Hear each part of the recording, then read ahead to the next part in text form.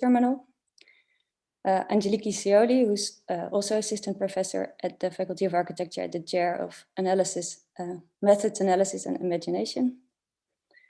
Then there's a team of experts who've been involved throughout the semester, who are Giovanni Bellotti, architect and founder of Studio Ossidiana, Xinwen Chu, who's an architect, graphic novelist, and who's actually a graduate of Berlage, Generation 9. And Stefan Petterman, who's an architecture historian and founder of MAN, Architecture, Design and Research. And then the Berlage teaching team, Salomon Frausto, Ludo Groen, and me. Maybe one practical note is that you've all seen the website. So there's a possibility to actually look at the website in parallel to the presentation, which might be helpful in looking back at material. And I'd like to ask, well, the students to really also keep time today, since we have until 5 o'clock. So please don't be shy in interrupting if we run out of time. And then good luck, and I'd like to give the floor to you.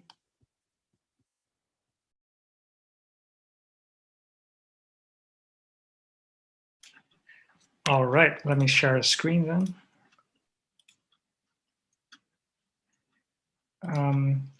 Is it all visible? Can you hear me well? That's perfect. Great. Well, like Sana said, this is the website through which we will be presenting today. If you missed it, this is the URL, projectnl.theberlage.nl. This is also being streamed live, if I'm correct, at the following link, at this YouTube link. I recommend using this website on a desktop computer, and I'll briefly go through the agenda with you.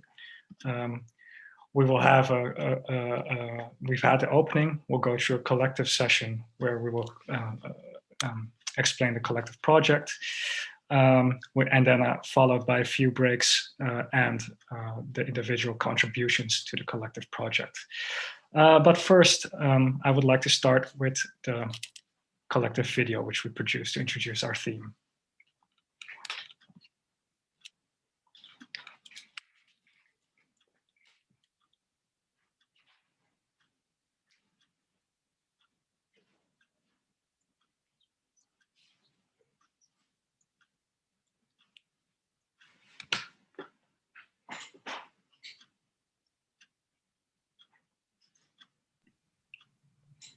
Sorry, Michael, the sound.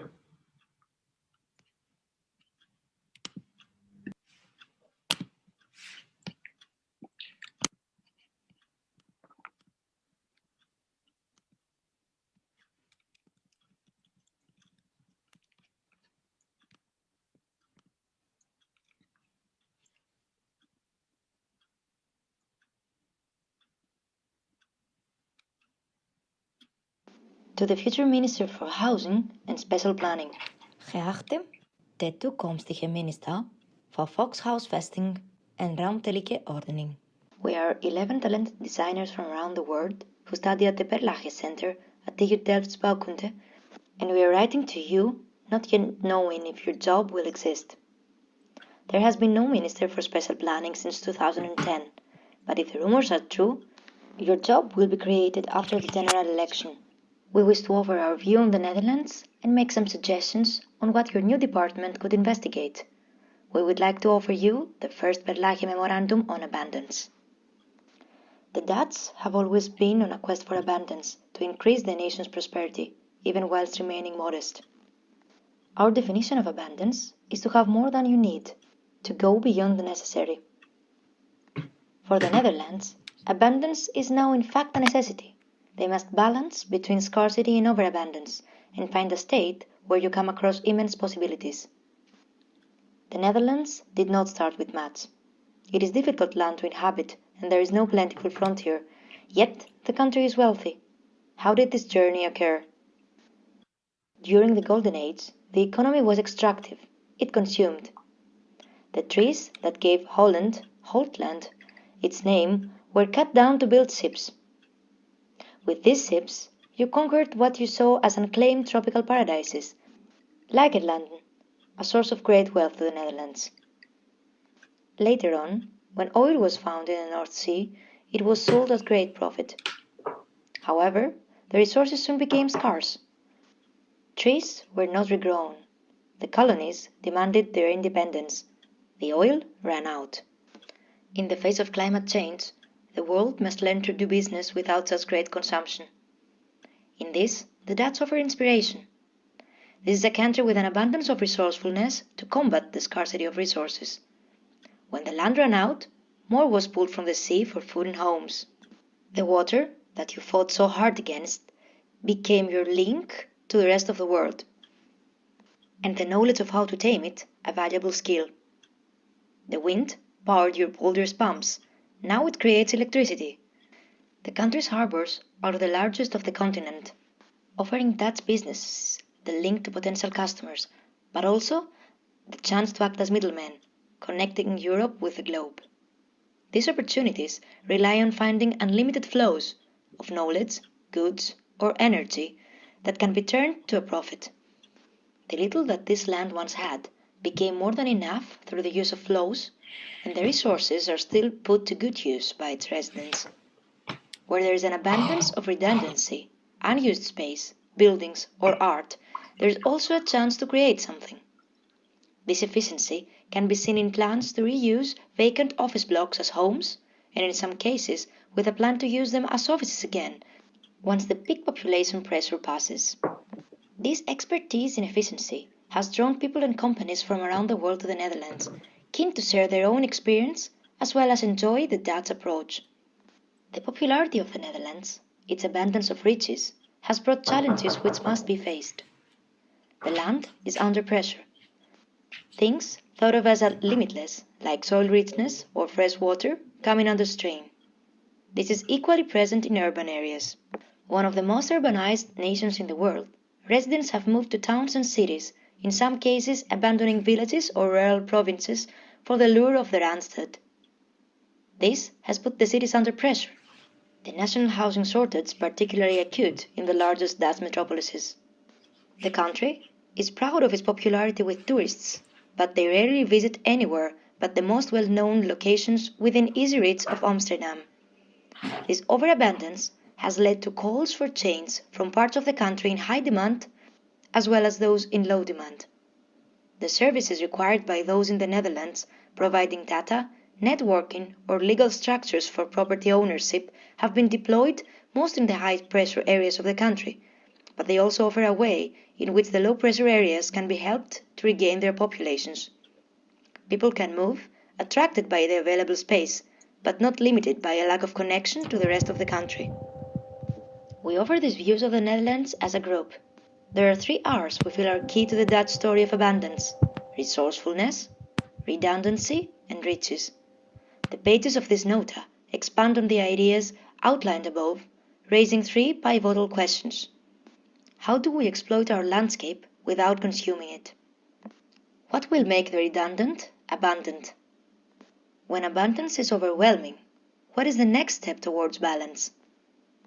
As individuals, we also share our contributions to the Dutch quest for abundance.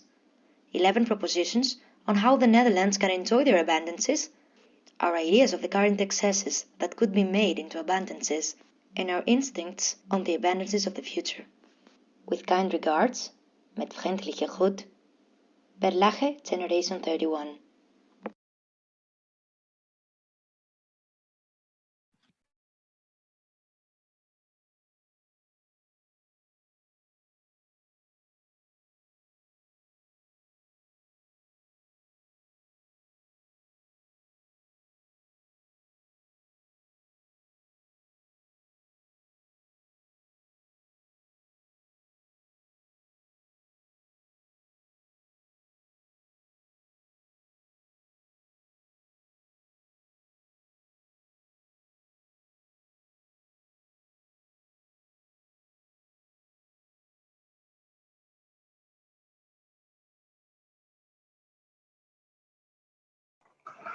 Good afternoon.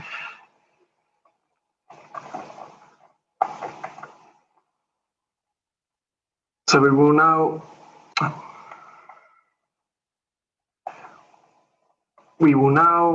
go through the group documents that we have just quickly talked about. So this will show the movement of the story of the Netherlands from a search for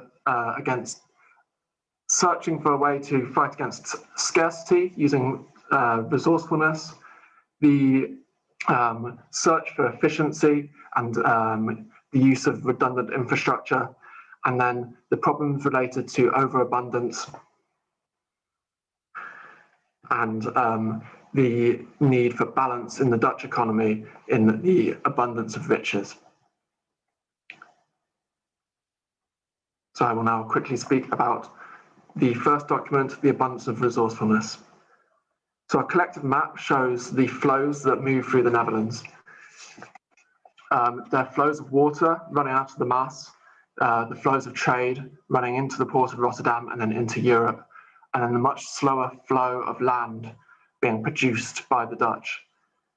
Because the Dutch haven't had much in the way of natural resources, they've had to reuse flows and find abundance within these flows as a way to find their place in the world.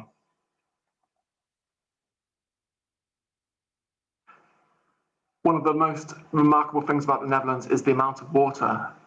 Because of the amount of fresh water coming from Germany and France and Belgium, but meeting the North Sea, there has always been a problem of flooding in the country.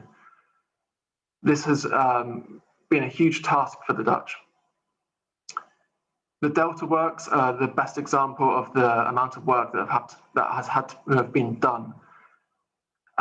There's been infrastructure work for generations across the Netherlands fighting against this water, but it has given the Dutch a huge expertise.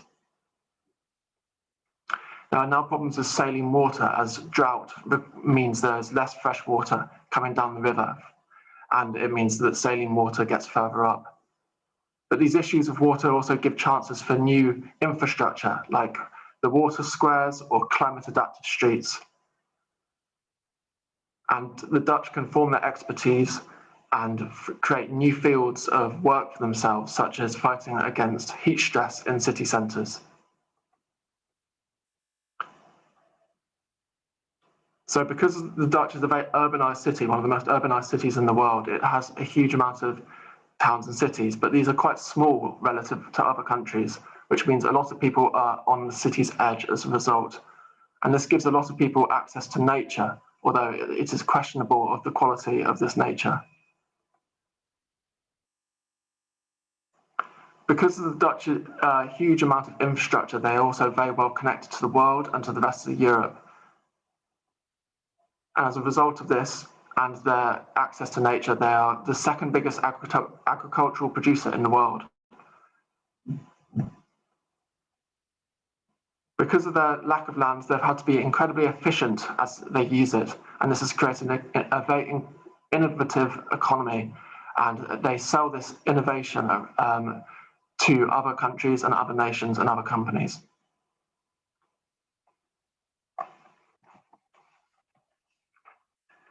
The intensity of land use has also caused damage, though. There's pollution in the soil and excesses of substances like nitrogen, which cause problems with the production in the Netherlands. Working against this is a huge task for the future. Because of the Dutch's fight for water, they have a huge expertise in land reclamation. This was originally just for agricultural and residential use, but is now also being used in the construction of natural habitats. This expertise is now seen in work happening in places like New York, in South America, or in Indonesia, where the Dutch help stop flooding in other countries and obviously also make some money out of it. Now we're going to move on to the second part, the abundance of redundancy. With the abundance of vacant infrastructure and housing shortage, the Netherlands is facing redundancy of existing structures, waiting to be reinvented efficiently.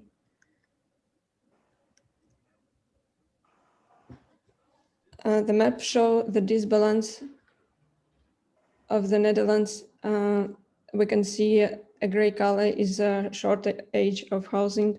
in different regions, and the building that built up on the map show the vacancy of the existing infrastructure. Housing units is the most is the biggest part of the buildings, but still facing the problem of shortage and housing price growth. We use different vacancy as the resource to solve this problem. The first vacancy is interim vacancy is when the building is not used during the day. Shop is new vacancy.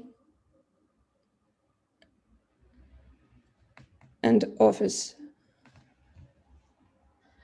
Related to vacancy, it is known the Dutch market has adapted fruitfully to the huge amount of vacancy space. However, new energy regulation demands a great number of renovations, and vacancy will be a relevant topic again in the coming years. Then we move to the architecture of 1965 and 1990 that is characterized by unprecedented construction production in the Netherlands, from the Cold War military structure to housing neighborhoods. This period shows the importance of social development to a contemporary spatial and architectural translation. However, some of these structures now seems to have lost their purpose and are out of date. The last few chapters of Redundancy Catalog cover the prominent Dutch art. With increase in art and its accessibility as a result of vast infrastructural framework, its relevance needs to be reinvented again.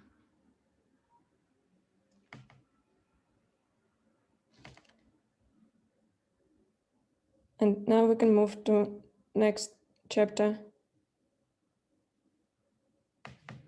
Riches.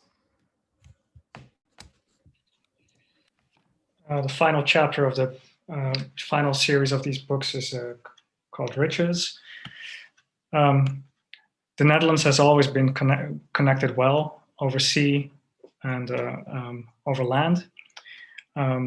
This has been done throughout history, but also today we can see the high connectivity of, for example, submarine data cables and electricity infrastructure connecting the Netherlands with the world. A large influx of tourists are coming to the cities of the Netherlands, most notably Amsterdam. The question is, what is the limit of this? And do other territories and regions benefit from this popularity? The same question could be said about the cities. A lot of Dutch citizens want to live in these big cities, the Randstad, but what is do other areas of this country benefit of this as well? And vice versa, does this pressure get redistributed over the countryside?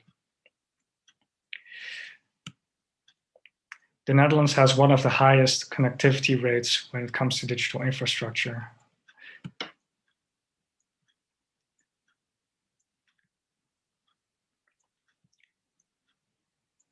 And population, demographies in the Netherlands change. Households become smaller and smaller. People choose to live alone. How does a housing stock deal with this type of demand?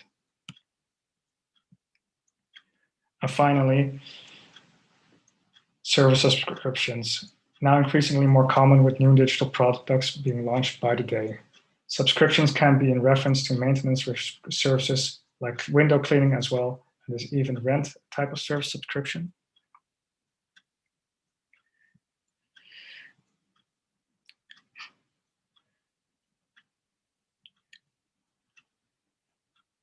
We now have time to have a collective discussion on these books.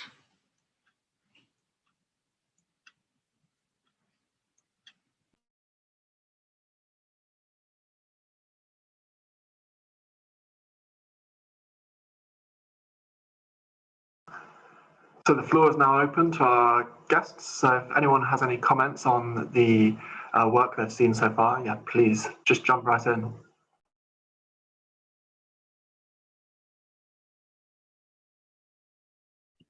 Or alternatively, you as a group of students can also pose a set of questions to our guests to open up the conversation.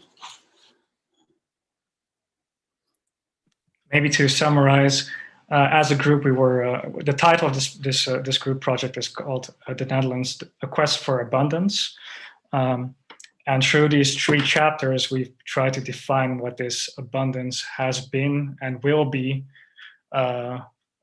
let's say, in the history of the Netherlands, and perhaps. I don't know, maybe this is, of course, our subjective view. We tried our best to make it a thorough investigation to what this abundance was, is, and will be. Are there any spots which you feel that are misaddressed or underaddressed or should be are worth a closer investigation? Maybe that's a question that I have. I have a question about that, actually, if I may. Thanks for the presentation. It was really great work. I really enjoyed the video with to the potential minister. I really like that. Very informative.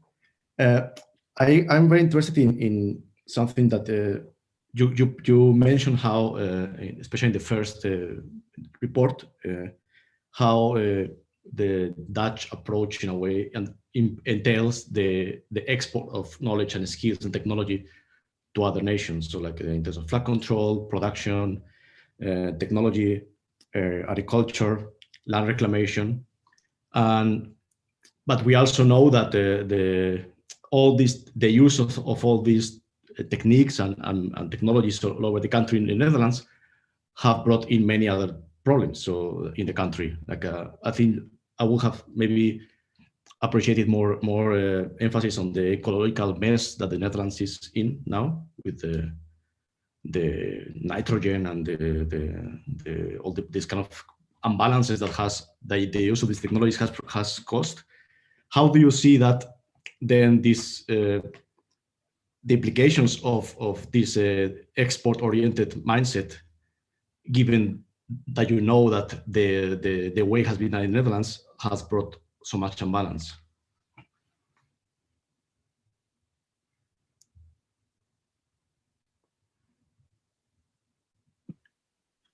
Yeah, that's a great observation.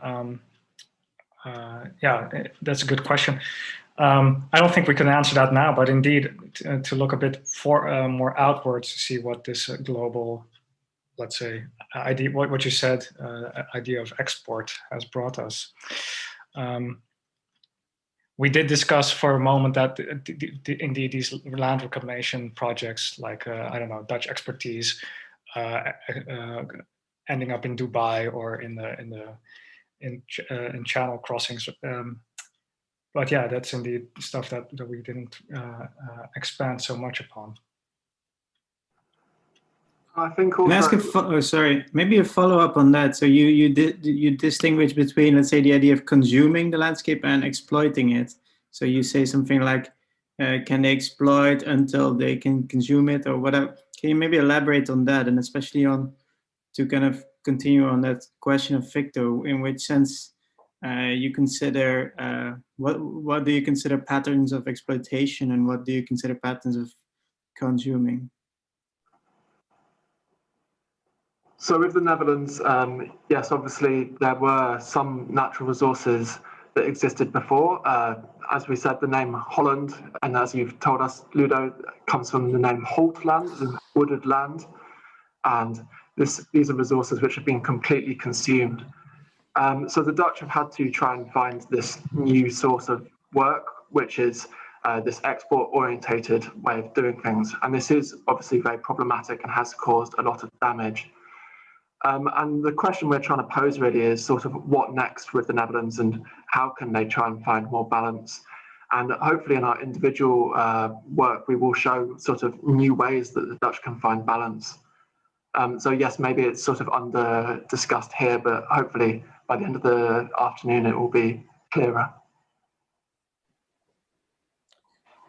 Maybe I have one comment because I have a sort of allergy to the term "the Dutch."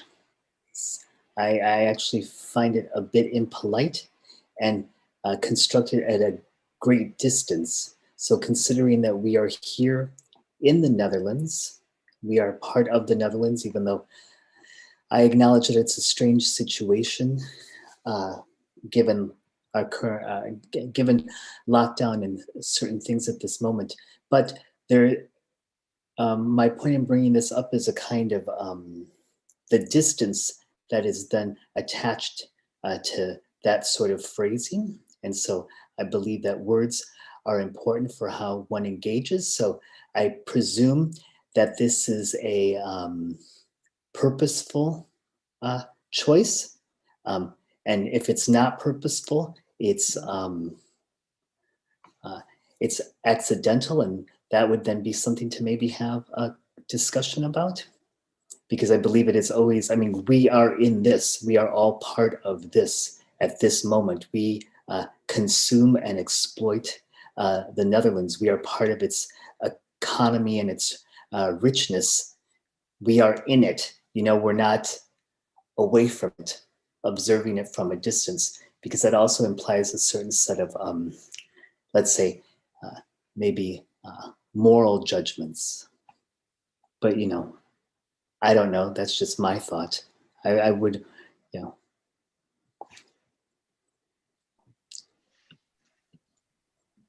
No, at least I do feel also for Salamon's point. First of all, I think it's really nice work. As well, the addressing of the future minister, which is obviously very provocative, and as we discussed, I really like that. I think it should have been on the letterhead of the Berlage, I think, to make it even more, let's say, bold. And I also like the video and some of the maps. I think it's where I'm a bit, well, I'm also not sure, because in a way I like the fact that it's not so blunt as you would think it could be, also considering Dutch policy making and Dutch mentality in general, where bluntness is a token of intelligence, or so they think. But at the same time, this it's also it could punch a bit more at some points. Indeed, I like it should have been maybe a bit more towards the nitrogen problem, that, you know, we've got a huge amount of nitrogen. What shall we do with it? To somehow make that even more explicit. But maybe at the same time, all of you coming from abroad and speaking to or speaking with the Dutch, in that sense, also is nice that it's not so blunt. So that's where I'm a bit torn. But apart from that, I like the idea. I think also in terms of in terms of this minister, it stretches, I think, interesting points, which really leave much more space for future investigation. Can I please ask a question? I agree with the comments, and I think Xuan, you were trying to say something earlier, but you were muted, right? I have a quick question, and then you can. I agree with the comments, and I agree how beautiful the idea of writing to the future minister. I have a question regarding why this position of minister or Minister of Spatial Planning stopped being into existence since 2010. Did your research? Because you write something like that there hasn't been one since 2010, right? Did your research? What was the reasoning in the Dutch government of eliminating this position? Everything has been planned. We don't need any more planning, or did your research anyways? Do you have any knowledge on why this happened? I can take this one. Maybe Matthew, if you want to add on that, maybe you can probably do that. As far as we noticed, is that there was indeed a very strong tradition of regulating and maybe even over-regulating. And I think what we've seen is that since the 90s, there's this more trend towards liberalization and giving the market more freedom to develop their own things, so that the government doesn't really need to do this. And maybe you can also see a parallel in the dissolution of these state services like the PTT, the Dutch Post and Telecom Company, which is now still this publicly traded, which is now this publicly traded thing, but in which the government has the majority of the stocks, or at least a large portion of the stocks. The Dutch Rail, a similar story. And yeah, well, maybe after 2 decades of this type of let's say free market or market-driven spatial planning, we felt that in such a small country where everything is under high pressure, a national vision needs to be written when it comes to spatial policy. No, I understand why you need that, absolutely. I don't understand why the Dutch government thinks they don't need it anymore. That's perfect, it's just more of a joke. And I don't think you start your letter by stating that you are talented already. You have to prove that to him, right? Like, leave that for later if you really want to make him read your letter, because if I was the minister and I was receiving that, I'm like, oh, okay, how can I know you're talented already? Perhaps this is this balance between modesty and bluntness, which Stefan was earlier mentioning. Yeah, it somehow also reminded me of this Ian Lubach movie that was done to Donald Trump. You know, if America's first, Holland can be second. Although it lacked that type of punch, somehow that resonated with me. And to add to the question of why we don't have a social of our minister for spatial planning anymore, basically the social housing development corporations became independent of the ministry. This drained all the funding basically from the ministry, and it became only like this hollow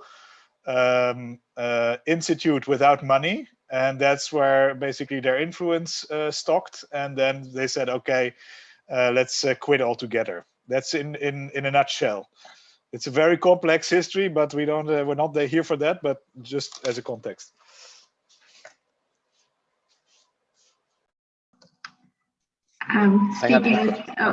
Go ahead.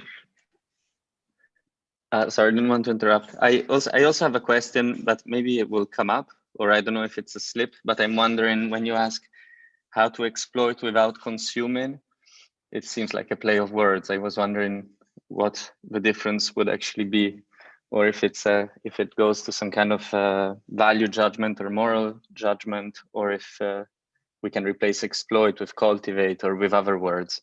But that's a bit of a feeling I have across the presentation, which kind of came out, which is maybe, but it's as an introduction, I understand it. So that's something I'm curious to see, is maybe, but it feels a bit agnostic. And so I wonder, like, if I look forward to seeing how each project kind of frames this kind of exploitation and consumption in different ways. And tying this a bit back to the map, and this has been an ongoing thread, I think, from our first conversation, that the maps, for me, somehow these maps cutting out the Netherlands were never fully satisfactory. And the ones you showed now with the housing market, with the water flows, with the rails, actually show this kind of cutout of the Netherlands as much more of a clipping mask that you can only really understand if you're looking at what's flowing inside and outside, which includes, again, I think, this question of exploitation and consumption, because it maybe brings it to the idea of externalities and all the things that abundance sends to the outside, to its outside of the map or of whatever border you place. These for me were the things that stuck out, but I also had a few minutes to go through your projects. So I think there are some answers there, but just to keep in mind. Sorry for interrupting. I'm not sure who it was. Too many faces on the screen. Thank you, Giovanni. Maybe Shinwen, if you have one last response, otherwise we need to continue to the contributions. Shinwen, you're mute. You're on mute.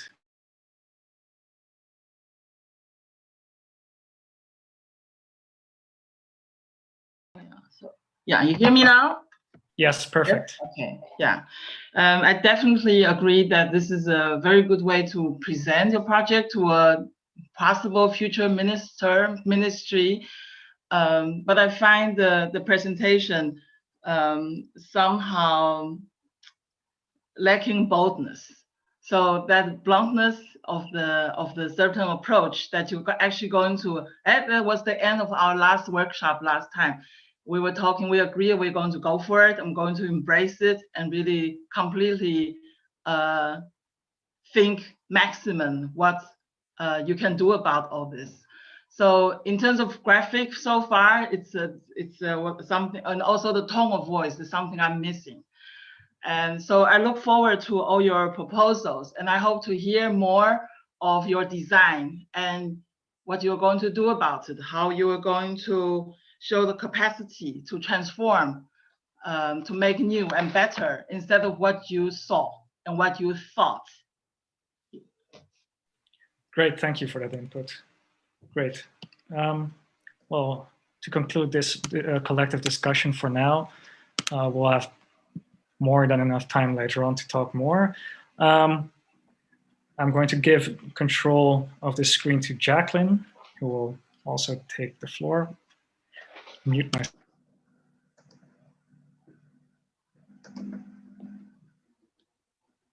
Hello. So I'm the first person for the resourcefulness category, and my project is called Hardscapes.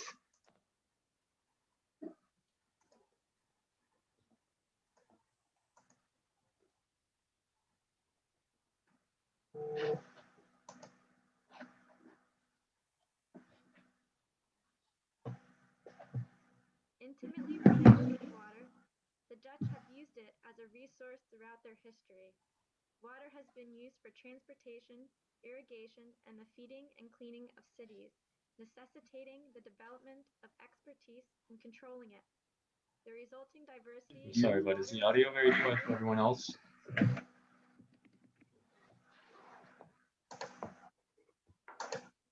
And infrastructure, such as dikes, boulders, canals, and harbors, characterize the Dutch landscape.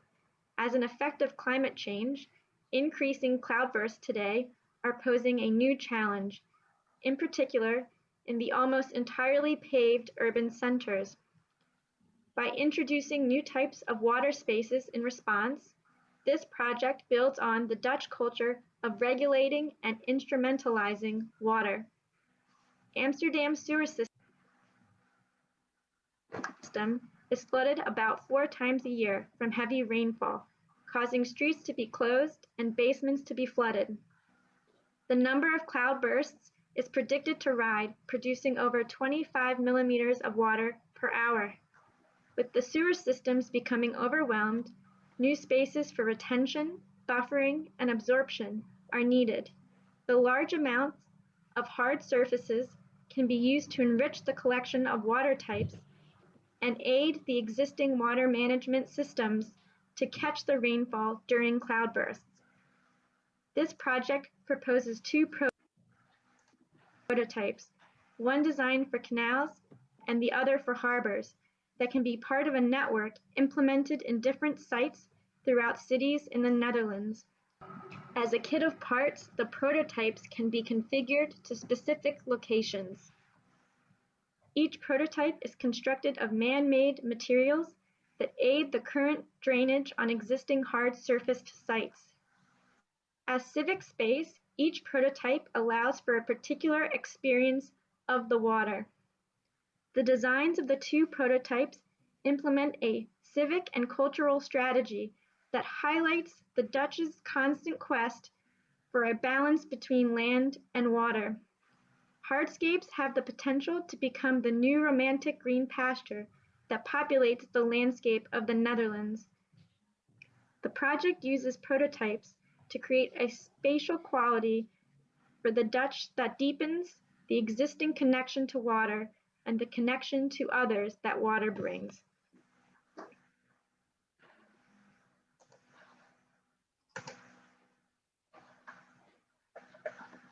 I'm trying to. So for prototype 1 for the canals, it's based on a reflecting pool. When the cloudbursts, rainfall comes into play in the Netherlands, and it can be used to hold the water until the sewer system is less stressed. The pipes are the same size as the sewer system, and it can create a beautiful kind of serene civic space. When it is dry, it becomes benches where a water feature in between where you can splash your feet and just have a calming, serene moment. And for the harbor prototype, it is half the size of an Olympic swimming pool with the pond 50%, which regulates and filters the water depending on the day. It dictates how many people can use the water. And it's about the ascension of the body. So there's a staircase that leads into the swimming pool and then back up into the diving board, which then could jump off of to the canal, because in Amsterdam's initiative is to make more cleaning spaces for clean water spaces in the harbors. And there's greenscape on top for the absorption of water when these cloudbursts come into play. And it is a kit of parts, so it's systems that can be implemented through these hard surfaced areas throughout the Netherlands and the city space. And that is my project. We are moving on to Georgia. I'm sorry, Matthew. Sorry, I'll just take a moment to get rid of this sharing screen. Otherwise, everybody's too focused on Salomon and my face, whereas that's not where the attention should be going.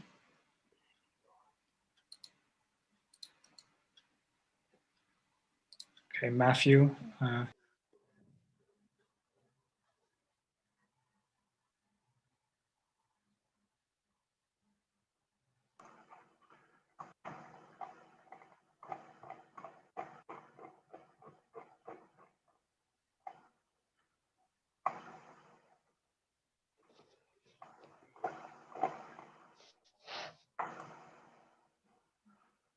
So meat consumption is contributing to the world's environmental crisis. It's using too much space, it's driving habitat destruction, and it's producing excessive CO2 and methane. The supply chain is opaque, and we can't even guarantee what animal we're consuming, let alone which country it came from. Cultured meat, so meat grown in laboratory conditions without the slaughter of animals, could possibly, maybe, help solve this problem. Meat has long been raised far outside our cities. Before refrigeration, slaughter and processing happened on the urban fringe, close to water sources, consumers, and workers. Animals were driven on foot to the cities, in some cases over hundreds of kilometers along drovers' roads. Refrigeration then allowed this to happen at a distance, turning the meat processing areas into available real estate. In Rotterdam, the slaughterhouses are now long gone, and now residential neighborhoods. The food processing areas, however, still exist. They were built on the edges of the city, but now the city has grown around them. The base and Markten are now central city squares used for leisure rather than agricultural trade. The Hacker building in the Weerhavens was a cooperative processing center for goods like grain or tea that had just come off ships from around the world. This was then sent out throughout the Netherlands. This building will shortly be transformed into offices. So the Hacker building, with its strengthened floors and its internal silos and narrow windows, is connected to the country and the world via these still existing infrastructural routes. And this will be a waste if the building is just used for desk-based businesses. So I'm proposing that instead of offices for cultural professionals, it should be a cooperative lab for cultured meat. If this production of cultured meat is poorly managed, it could further alienate consumers from the source of their meat and their food, and will be produced only by the largest multinationals who are able to develop and fund this incredibly capitally intensive process. A cooperative has the opportunity to spread these lab costs and provide access for smaller manufacturers. This will result in a more diverse food market, keeping production in the city centre rather than moving it to the edge, and allowing the public to witness this process will help connect the population to their food and will push back against the homogenisation of the contemporary food chain. So I now have a welcome video from this cooperative food centre featuring what the public tour of this building would be.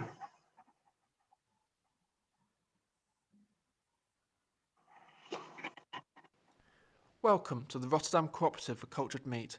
This video explains the manufacturing process you are about to see. Our animals live just over the road, in the Dak Park. Here you will see the cows, pigs, sheep and chickens that provide us with the samples we need to start the growth process. We like to keep them close so we can make sure they live in the best conditions. They painlessly provide samples to start our process. This tiny bit of muscle is then taken to our lab. This is just under your feet. Lots of research takes place in this lab to make sure we grow the tastiest meat.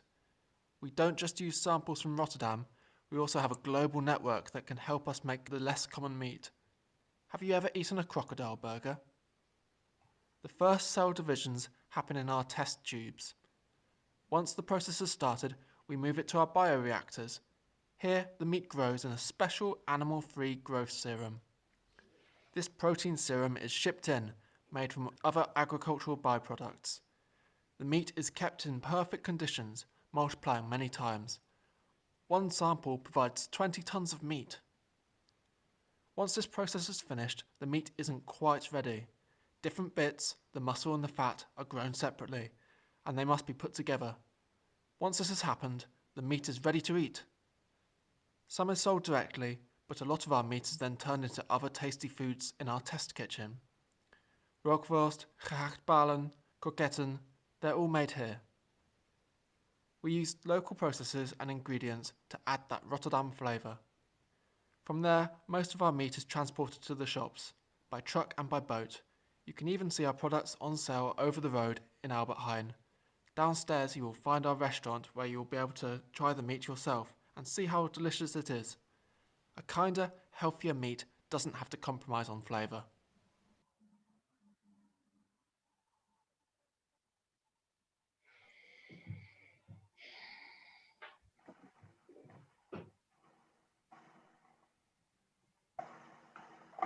Okay, thank you very much. And we will now move on to Georgia.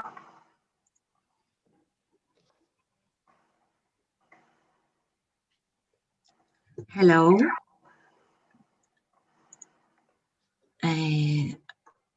Okay, perfect. So I'm gonna present you now the contribution of Crucible Land. The project reconsiders the relationship between humans and non-humans in the recently reclaimed land of Marker Vaden, and proposes that this challenging relationship arises as the next step for future development in land expertise. But let's see the video that explores the reasoning and the approach.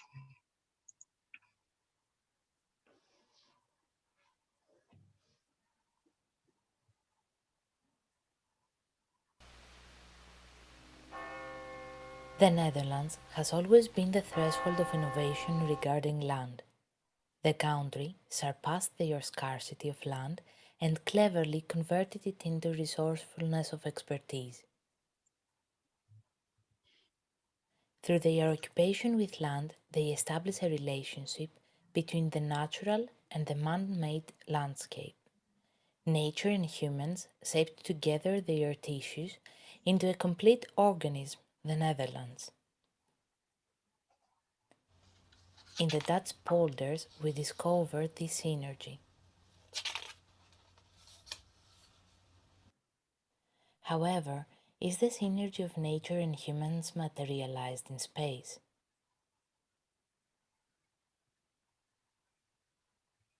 Our anthropocentric approach to urbanize the pre-existing nature created a detachment in the relationship between the agents of life.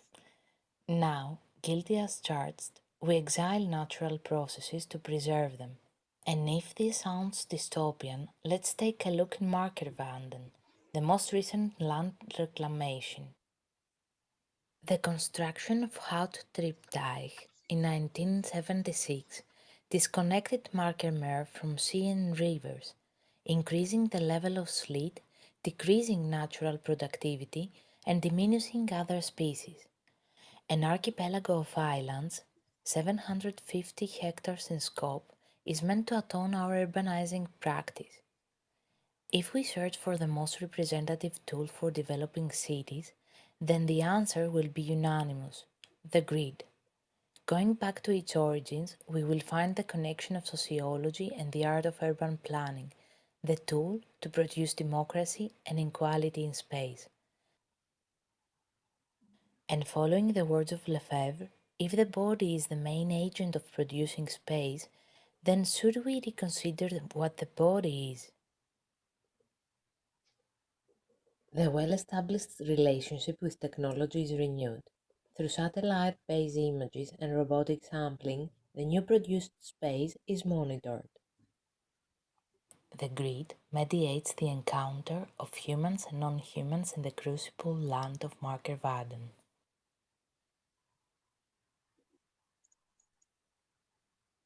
It expands in the sandy landscape and functions as the plateau in which the different bodies converge.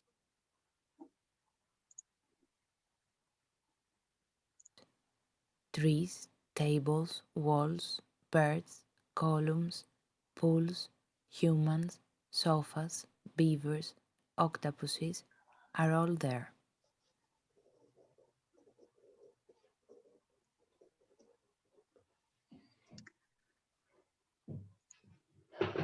So, as mentioned in the video, in order we exclude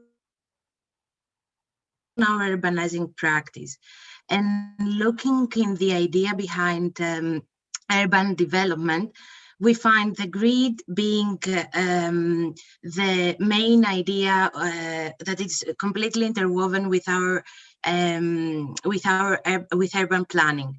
So the idea of grid came as an attempt to redefine our tool for expanding cities, and it appears in Market Vanden not to exclude but to produce equality in space.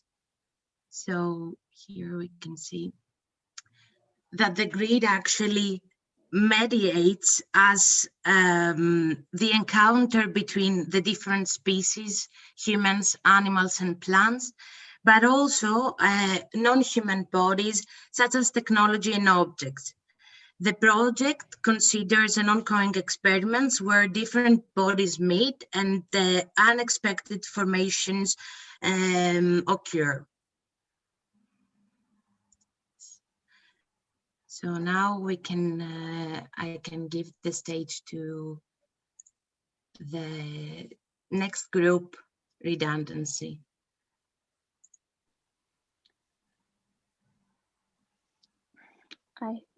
It's a collective discussion first, isn't it? On the Yes. On the resources group. According to the schedule, it is. So if anyone wants to open up with a response towards these first three questions, then they're very welcome to take the floor.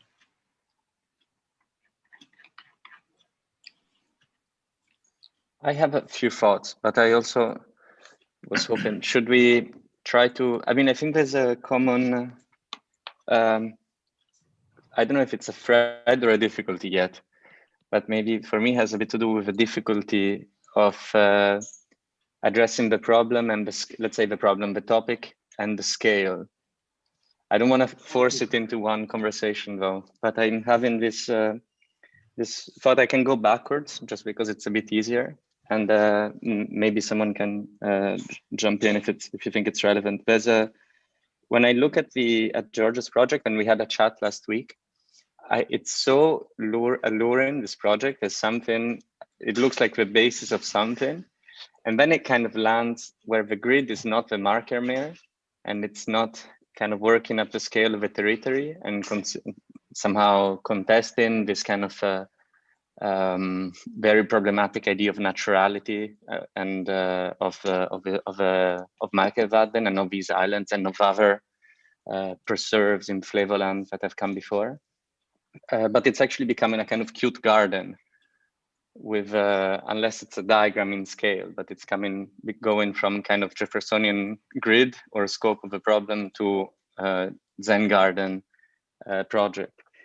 And which to me is a bit of a pity, because actually the grid does seem to be like a good model or a good method at least to approach it. I don't know if it translates directly in a design, but it seemed like an interesting way. It's full of precedents, whether it's the Roman centuriation, which is indeed based on the scale of a body, and of a relation actually between human body and bovine body. This initial module being the space that a man and an ox could plow in a day, being the beginning of this kind of, I think, 700 something meter division of the territory. Or if it's whatever, Andrea Banzi's grid of Agaonica, or a lot of other projects which are kind of good infrastructure for thought. But this, for me, would be an interesting thing to look at, the scale of that. And also a bit with Matthews, I was thinking there's something interesting in how, and I think you brought it up, and there's a word that comes up and maybe in all the presentations, which is this of removal. There was this, I kept thinking about the refrigerator. The refrigerated van is said to have been one of the inventions that brought animals outside of the city. So that brought what allowed to slaughter animals not close to the consumers. Then of course there were a couple of other things, but not so many that really brought animals outside of the city. Maybe the diesel engine, so no longer horses, which means no longer pastures. So these things had kind of a huge kind of cultural and landscape impact. And now the problem you're posing is that in a way, the animals also get out of the countryside. I think it's valuable that you look, and so there's gonna be consequences and transformations there.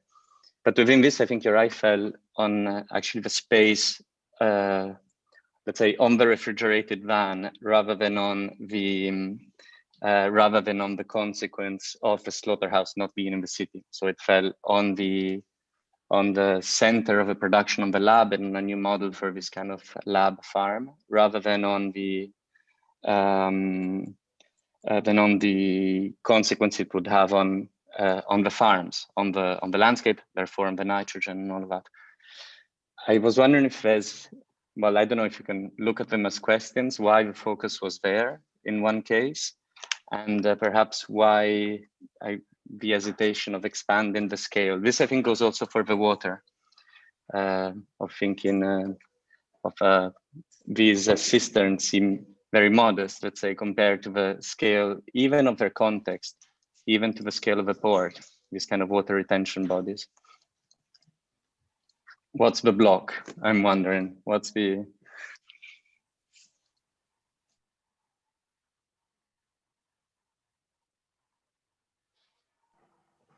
So maybe I could jump in and address the idea of what might happen to the landscape. I was interested in the production side from my sort of individual research on, in the group part, on the productive edge, and I was interested in this sort of market garden that surrounded the cities. And obviously, I think the landscape will have huge changes as a result. There's a big need in the Netherlands for more habitat space and also more energy production. And I think in the future, this agricultural landscape will move away from production of food and more towards the production of energy and the production of habitat.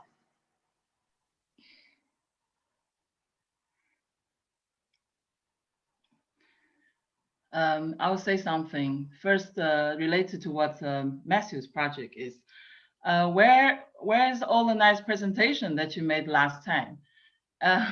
This time it was more hand-drawn. It also has its qualities, but I felt the last time you had a very good brief, and it was a very good sort of media campaign for your cause. And I would like that we try to understand that we are architects and we are not engineers. So I think your job here is also not to invent the meat making process or a system, but to work with engineers who actually make that and see how architecture can contribute to that part of the process. So, so I think the role playing for me is very confusing. So this is now becoming like a magic make-believe story, and I really like seeing your skill as an architect. And also, how is Hakka building when it's a meat factory? How does that still is relevant to the site? And just very nearby in Vierhaven, there's also the floating farm, which is actually using the vacant harbor space. So that's much more of an answer to the urban space and also food production in the city. So that's about the meat project. And the water project, I don't know, I believe you must have studied a lot of case studies of successful designs. And this kind of synergy between work, live, play, life, I'm missing completely in your project. And I also lack evidence in your design to show this coexistence of a water reservoir in the urban life can have appealing uses. So the lack of love and joy in your project is kind of, yeah, it's really very evident when you see these people, the second drawing, sitting on a water reservoir.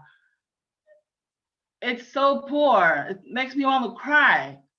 Just imagine all this kind of dirty water and the trash that people are going to put into it. I don't know, help me.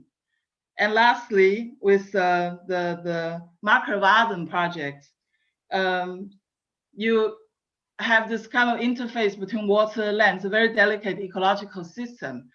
And boom, you put a grid on it. But why a grid? What's your evidence it's gonna work? And grid is a 2D thing looking from top. So instead of dealing with this landscape with your best skill as an architect / engineer, you drop a grid on it, and then it's a 2D thing. It's really a very beginning of a sketch. You don't argue why grid. And I miss 3-dimensional. What about layers? Oh my God, there's life there. And lastly, octopus. When does octopus become a sweetwater creature? Help me. Yes, the octopus is to indicate that the new bodies can start. It does not belong to the ecosystem right now. It is an invitation to new animals that maybe they can start inhabiting that. But maybe they can start inhabiting, but we are architects. Can't get real. It's gonna happen. It's not gonna happen. Invitation of what animal? So please be a bit more. Investigate into what really can be. Sorry, I'll back off now. It may be a good thing that I just missed the last bit. I don't know. Just some comments from me. I thank you for 3 projects. I agree a bit with Giovanni's comment about the grid for the Markerwaden project. There is a history of grids in the polder landscape, which you can use and can refer to. So it would be interesting to think of also the maybe a non-gridded, or let's say, what if you make it into diamond shape grid, or like to experiment a bit more with this orthogonality. That would have been might have been a nice touch. Yeah, Matthew's project, I agree with Shiwan's comments that I heard a bit in the beginning. I love the theme. I think also it's a very interesting project, and I would really hope to see it in the next stage, or to make it even more realistic or more closer to actual life. I thought it was a bit of a pity that the growing proteins were brought in by a boat, and whether it's not possible to think of something more creative and closer to Rotterdam than shipping it.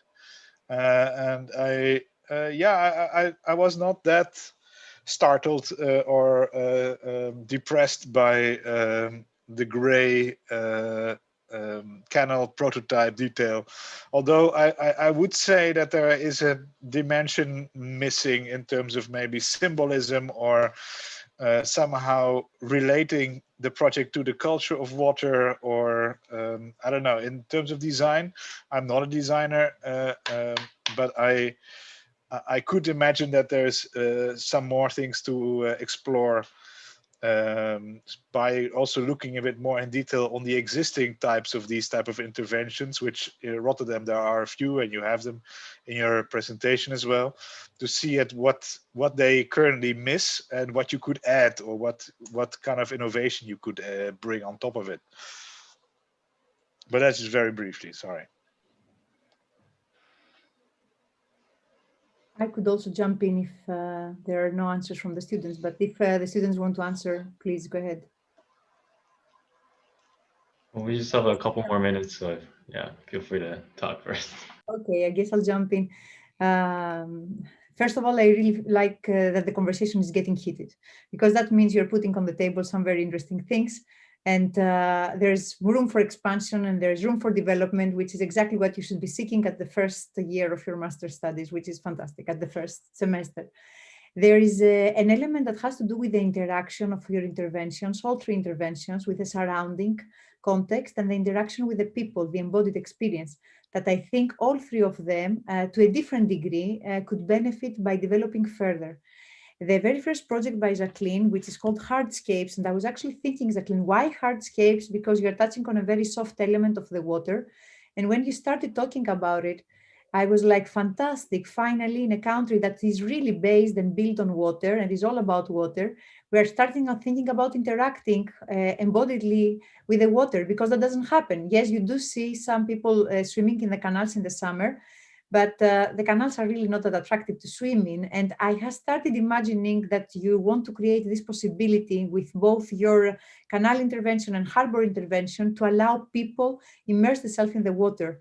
But this interaction should be thought, needs to be thought better.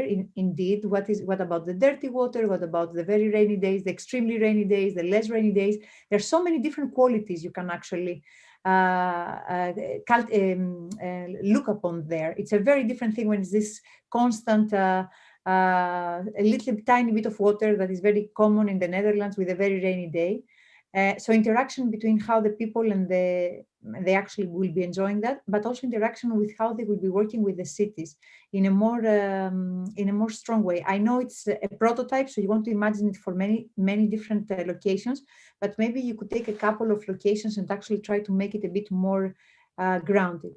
Similarly, with the cultured meat, which I find a fantastic title, by the way, Matthew, and a very humorous presentation. I haven't seen the previous presentation, so that's all I see for the first time. I would also encourage to expand a little bit your presentation on the interaction of this machine building with the city. A little bit further than how the protein is coming in, a little bit further than how it appears in the city, how people interact with it, if there are like smells coming out, if there is like a pop-up that opens up these crazy meat products and people are, it appears as a bit of a standing alone building, which is not, I think, what you're actually trying to do. You're trying to raise some kind of awareness. Okay, time is up from what I understand. I see from Maria Christopoulou. So Georgia, I can talk to you later. I can say that all in Greek as well if we talk the two of us, so don't worry.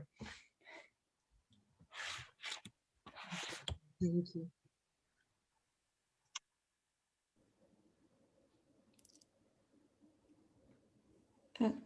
The next group is redundancy, that address to the balance of existing structure.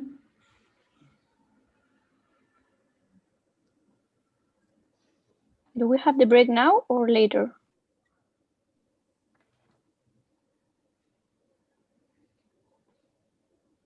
Is anyone in need of it currently, or should we Let's just stick to the go ahead schedule. with We have this? a very short coffee break, and we'll be back in 3 minutes at 2:15. Okay. 3:15.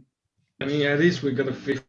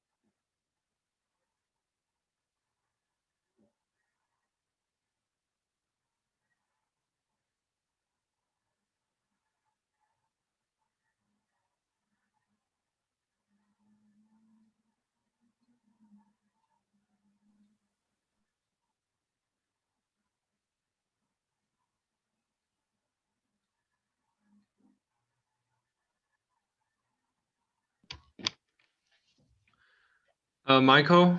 It's me, yeah. Sorry. Michael, can you hear me? Yeah, Henk. So, can we get rid of our, I mean, all these Zoom tabs and these small videos within our screen sharing? Or at least just do the small one-person frame so that whoever's talking is the only one showing up. Yeah, my idea was I figured out how to disable it. So I can disable it during the presentations, but during the discussions, it could be nice to see the faces, to see each other's facial expressions. Yeah. No, I think that's a good call. Yeah, but we already can see each one of us on our own screen. But he can't.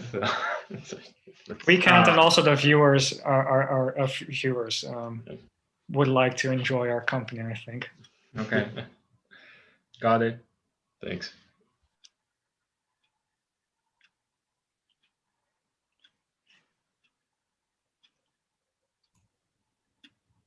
Anna, would you start on the redundancy?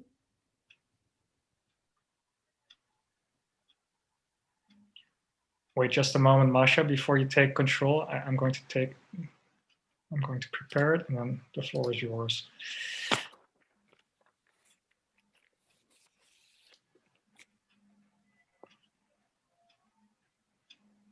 All right, Masha.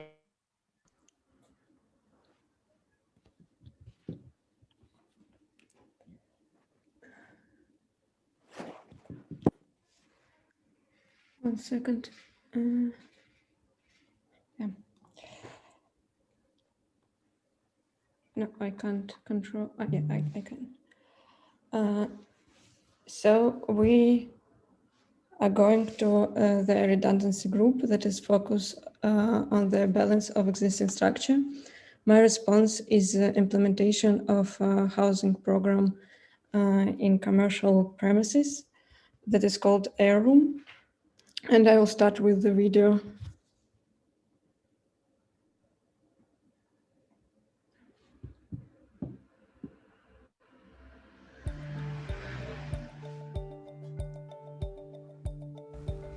The ministry reported that by 2030, the Netherlands need to build 845,000 houses.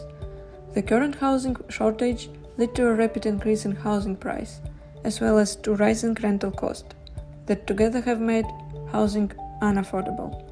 The government has planned new residential areas in different cities, instigating the use of limited resources and taking square meters of historically significant landscape. With on average 50,000 people per year entering the country, immigration substantially contributes to population growth and thereby to the housing shortage. However, these flows are changeable and unpredictable, leading to extreme pressure as well as temporary redundancy. The question is, do we need to build more to react to migration challenges? Can we instead rethink the use of existing buildings and make them more efficient? Could the house stock become more flexible and thereby more affordable? By finding hybrid ways of using existing buildings, we can overcome housing shortage and preserve the existing Dutch landscape. For many hours of the day, commercial space are not in use, while only little space is occupied by furniture and stock, and their climate is controlled. The implementation of residential program as additional use of commercial space can be a counterproposal to the ongoing strategy of housing planning. Air Room is a transformable living unit that can be located in commercial premises, inhabited outside of the working time, and compressed during the opening hours. The program operates through the internet platform, linking property owners, planning authorities, and users. The government authorities change regulation of function use and rent law. The commercial owners have additional profit. Users have much cheaper living space as the price of rent is under the high competition and transparency of the platform. Commercial functions such as bank, shop, office, and fitness will widen the network of air rooms through the internet platform, making the city structure adaptable to fluctuating waves of migration, as well as changing availability of temporarily unused space.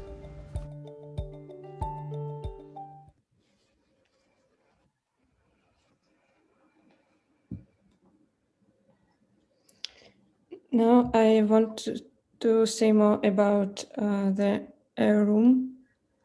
It is transformed by the air. That's why it's called air room.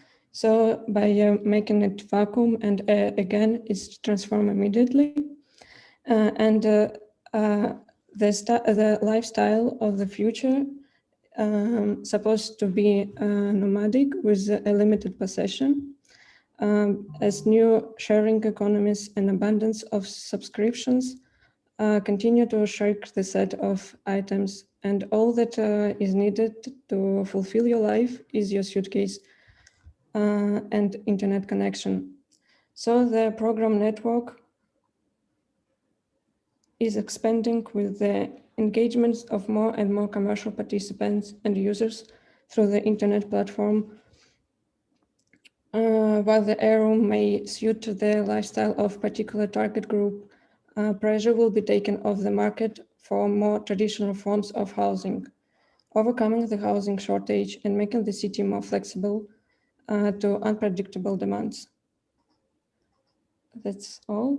Thank you for attention. And now we're going to Anna's project.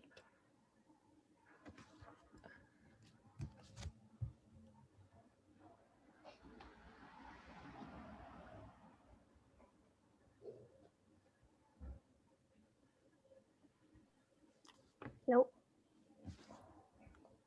My name is Anna,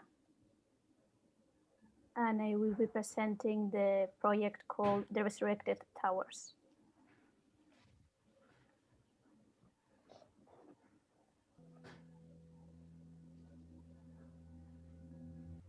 I think problems with the sound, no?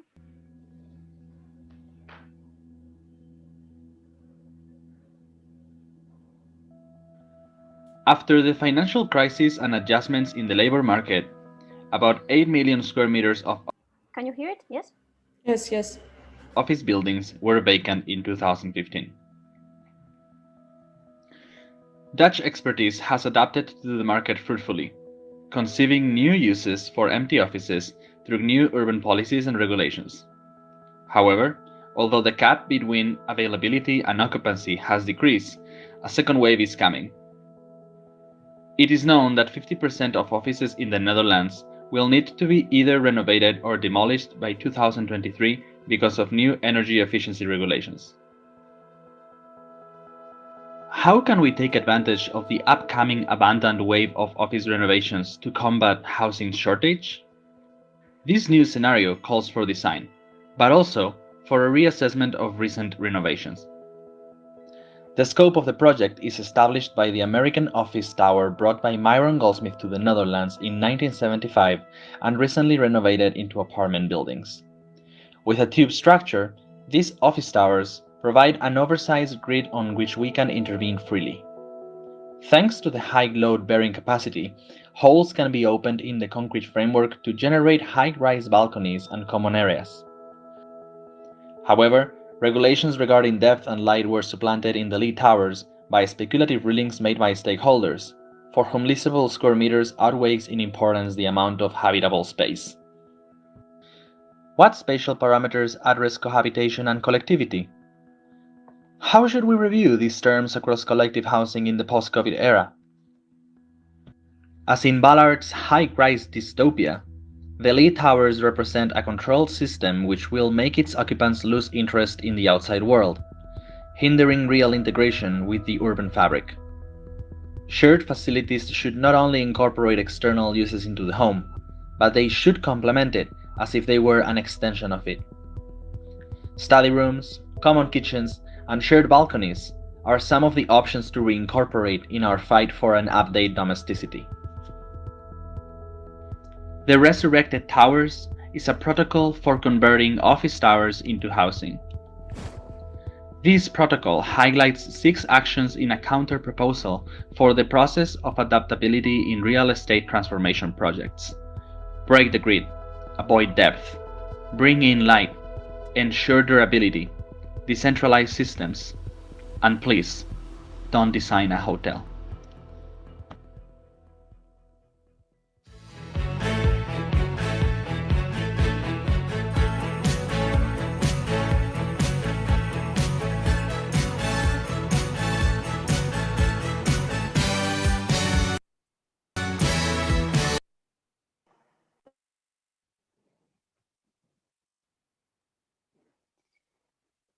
So the plans show the development of the towers from their office use in 1975, then the transformation into housing in 2019, and lastly, a future solution where the individualistic amenities typical of hotels are replaced by new uses that promote collectivity. Through the rupture of the grid and variations in the facade, the exterior and interior spaces are created and light replaces depth. But maybe since developers respond to market demand, the next step would be for the municipality to allow growing in height and thus not lose a surface for housing.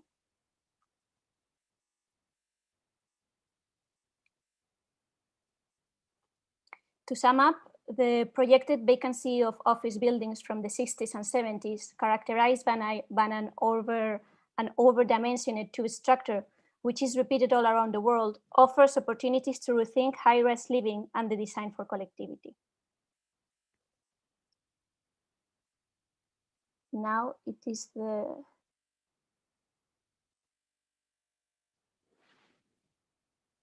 the turn for Ryan. The floor is yours.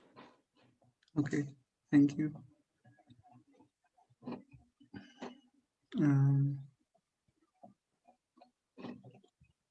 So I will talk about the Bloom Co-Awaken video. Oops.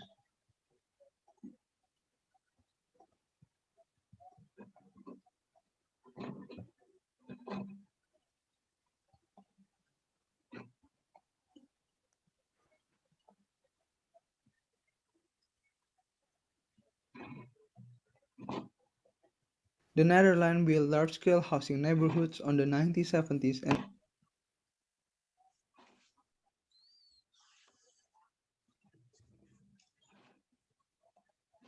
1980s, which takes up to 27% of the current Dutch housing stock, and it was dominated by the Bloemkoolwijken. It is a neighborhood for families with children, which is located just outside the city center. The neighborhood is surrounded by a large area of public greenery and water. The air quality is clean and free from vehicle emission, as car access is restricted and only pedestrian and cyclists is allowed inside the residential area. The house has a spacious interior space and a private backyard that is connected to a communal space where neighbors could socialize and the kids could play together safely in a large outdoor space area. It was an ideal living condition with a balance between private and collective. But this condition did not last as the inhabitants slowly became an aging population and their children left the village. The average 4-person household shrunk into a 2-person household. The collective space was left empty without any clear program and not maintained. Some of the residents then decided to extend their private garden and took the vacant collective area. Individualism was rising, and so was the loneliness. There are no shops, no social interaction, only a feeling of loneliness inside the countless mass-produced residential area. In 2020, COVID-19 forced people to work remotely from their home. As people are no longer limited by commuting distance, affordable space outside the city center has become attractive. More space to work in and around the house, proximity to green, and contact with neighbors have become increasingly appreciated value. The idea of collectivity from the 70s proposed by Bloemkoolwijken seems to be relevant again. Then a redevelopment program to bring back the neighborhood's collectivity was initiated by the planning community with the support of a digital platform.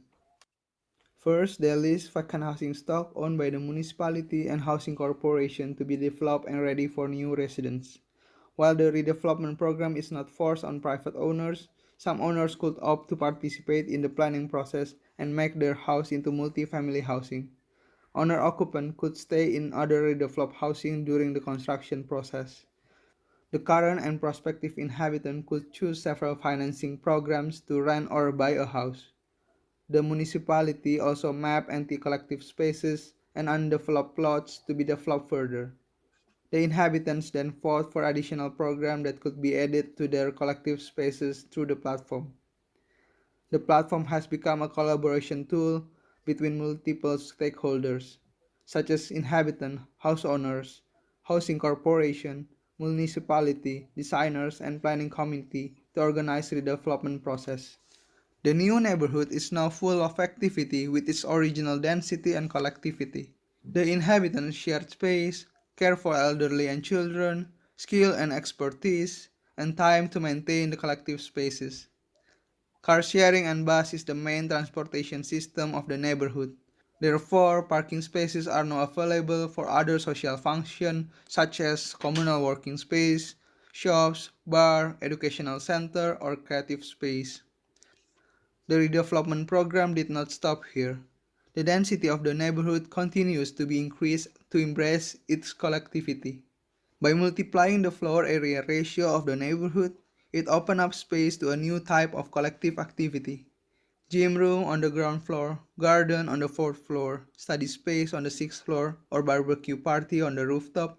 It is all possible at the expense of smaller personal space.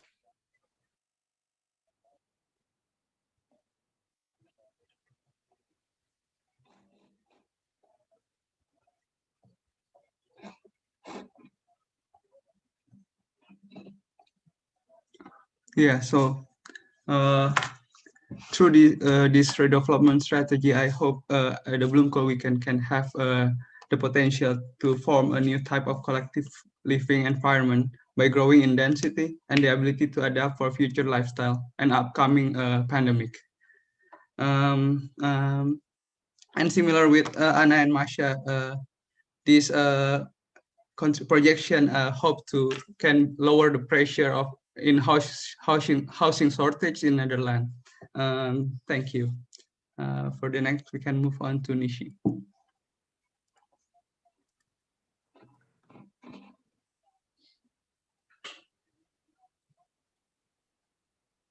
Hello. Yeah, so my contribution proposes a change of heart, and I'll start by the small video.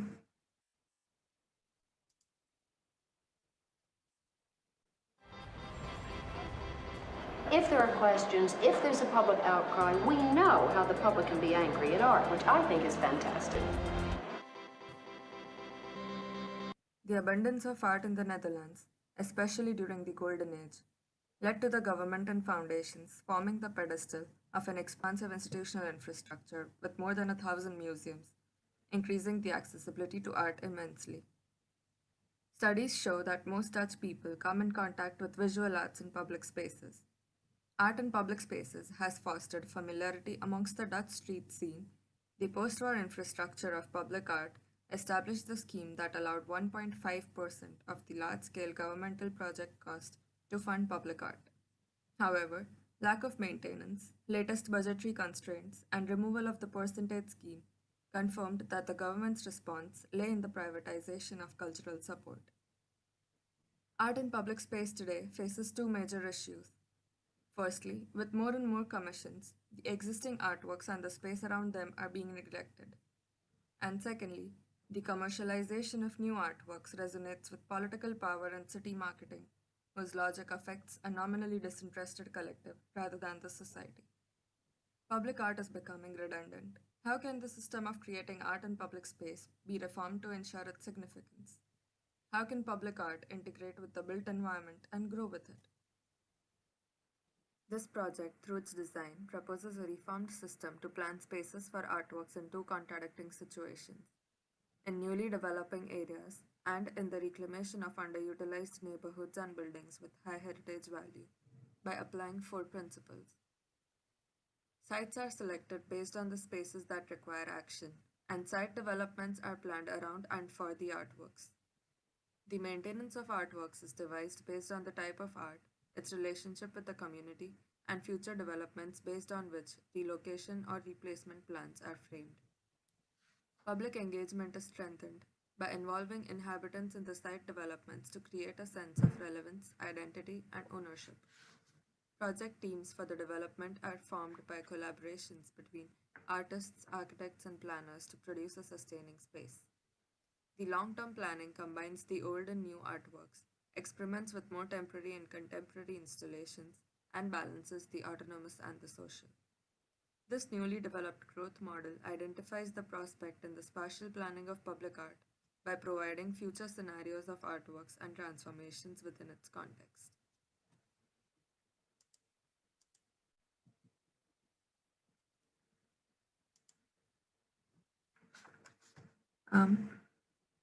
Yeah.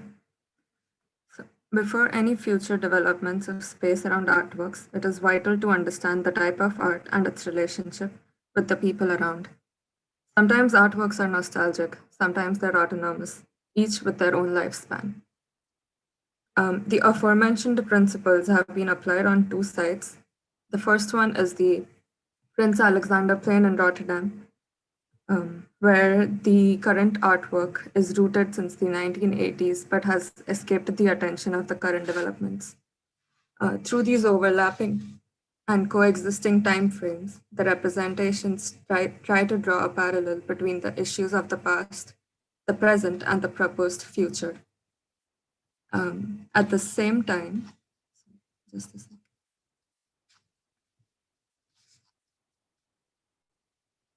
At the same time, underutilized affordances such as the quarantine terrain in Rotterdam can offer many possibilities of action and provide recognition of the space. The previously abandoned area gains a second life with collaborations between architects, planners, and artists, developing a transient and an ever-changing environment. Through these 5 principles, the overplanned Holland at long last will instate the planning of public art to ensure its integration and gradual transformation with the built environment and its people. Thank you. So this was the last contribution in redundancy, and the floor is open to our guests to have a conversation.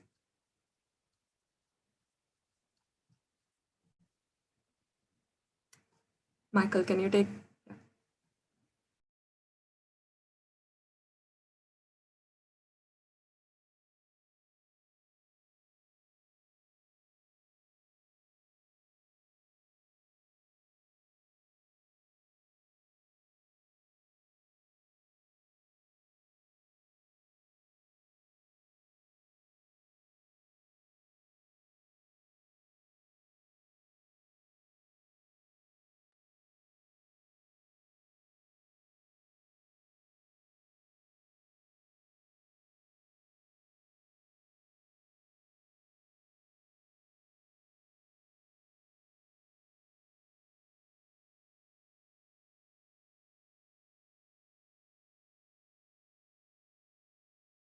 Okay, everything is in screen again.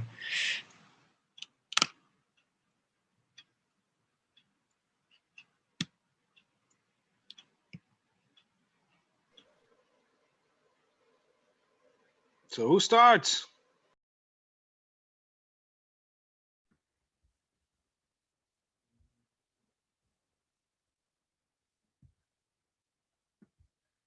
I think you just did, Stefan. Ah, shit. You know, that's always what happens with the person who's brave enough to speak up first. No, thank you for these presentations. Some of them I would almost hope to sort of integrate into one proposal, maybe. I like this idea of this type of foldable space to optimize the use of domestic places, which I would almost want to integrate into the wondrous place of the Lee Towers. It made me think of the pop-up bed, you know, that I saw. Like I was browsing through old magazines, and I saw a lot of advertisings again for the bed that comes from the wall, which is always this fantastic thing that somehow never really survives. So yeah, that the unfolding of the space, that would be still momentous and glorious if that could be somehow achieved and may perhaps indeed integrated into the Lee Towers. So unfortunate that the Lee Towers project didn't get a full song, because I can see clearly now the rain is gone, was somehow brutally cut off, which is unfortunate. But yeah, I was hoping that that the Lee Towers project could have been a bit more further developed in terms of square meterages. Obviously, that's like a not nice but still highly how does the building economy change? This would have made this project really stick out, because now it's now a lot of good intentions, and also some, there are some references in the market where these type of things are happening, and these type of projects are coming about. But I think a more hard punch could have made them stick even further. The Bloemkoolwijk, finally, I thought it's an extremely courageous attempt to try to integrate more, let's say, like a Chinese planning model into this very conservative Dutch environment. To basically, I would make it even more radical, that you could do this type of freeing of the air rights above the houses, and make that really into marketable, let's say, real estate space. And to see what happens to these areas if people take the opportunity to build 5-6 stories on top of these very normally quite mediocre housing in the suburbs, and if you could generate a new cityscape from it. This is a super naive idea, but at least it sparked my imagination, and I would put it even a bit more radical in terms of to what extent could you develop a city in the suburb context. That's most of the comments. The last project I couldn't follow completely. The line was a bit interfering, and I also don't want to take up too much of your time and space. So Matthew, did I do okay in terms of my being a first? Very good, Stefan. Thank you. I was wondering actually if maybe Victor had any comments, because he didn't have a chance to step in the last conversation. Thank you. Yeah. I was. Thanks for the presentations. I think they were really interesting, and to speculate about how to really solve the question of the housing problem in the Netherlands. To the first one, I mean, although indeed I find really interesting and really nice this appealing, this kind of changing space, and kind of conflicted feelings about this monetization or platformization of housing, like housing as a service, and then what does it mean? And this like is kind of glorifying some sort of like a lifestyle, which, I mean, you talk about digital nomads, but how precarious is that kind of life as well? I mean, you cannot go to your house until the office is closed. No? So what are the implications of this kind of model, housing model? I think that if you go into the direction into kind of designing a platform, you have to go deep into that, not just in offering like a nice architectural solution for it. And I really like as well the one of the cauliflower neighborhood. Actually, I agree with Stefan. I really like this idea of like in the end, like maybe that against this idea of the kind of hyper flexible lifestyle and kind of like living in a kind of tiny house that you can densify and experiment with densification of an area. And in the end, indeed, if you want to create lively neighborhoods, you really need a critical mass of residents. And in the end, that's the only way of doing that is by densification. And I think that it's a nice proposal, and it could have been more radical in thinking maybe other uses that could come into it, and even how can you also, in a way, balance the sense that people go to live in those neighborhoods because they want some kind of environment, like with gardens, with kind of closer to an idea of nature. How do you then kind of still satisfy the needs of those who were living there in the neighborhood, and with this change that you propose, they will maybe feel like I don't want to live there anymore. And the tower project, I think it's a nice one, and indeed, you covered your back saying like, yeah, maybe the developer would say we need more space and we need to build higher. I would have to see how would you have reacted to that. How can you create more square footage? Maybe making the building taller or building around it. So what would be the reaction to that? And also maybe a reflection on the question of heritage, like why, I mean, you know, I think you're from Spain. In Spain, you know, this trend of demolishing the interior of the building just to keep the facade, this facadism. And in this case, what's the difference between this approach and that approach, which is also has received lots of criticism in our country?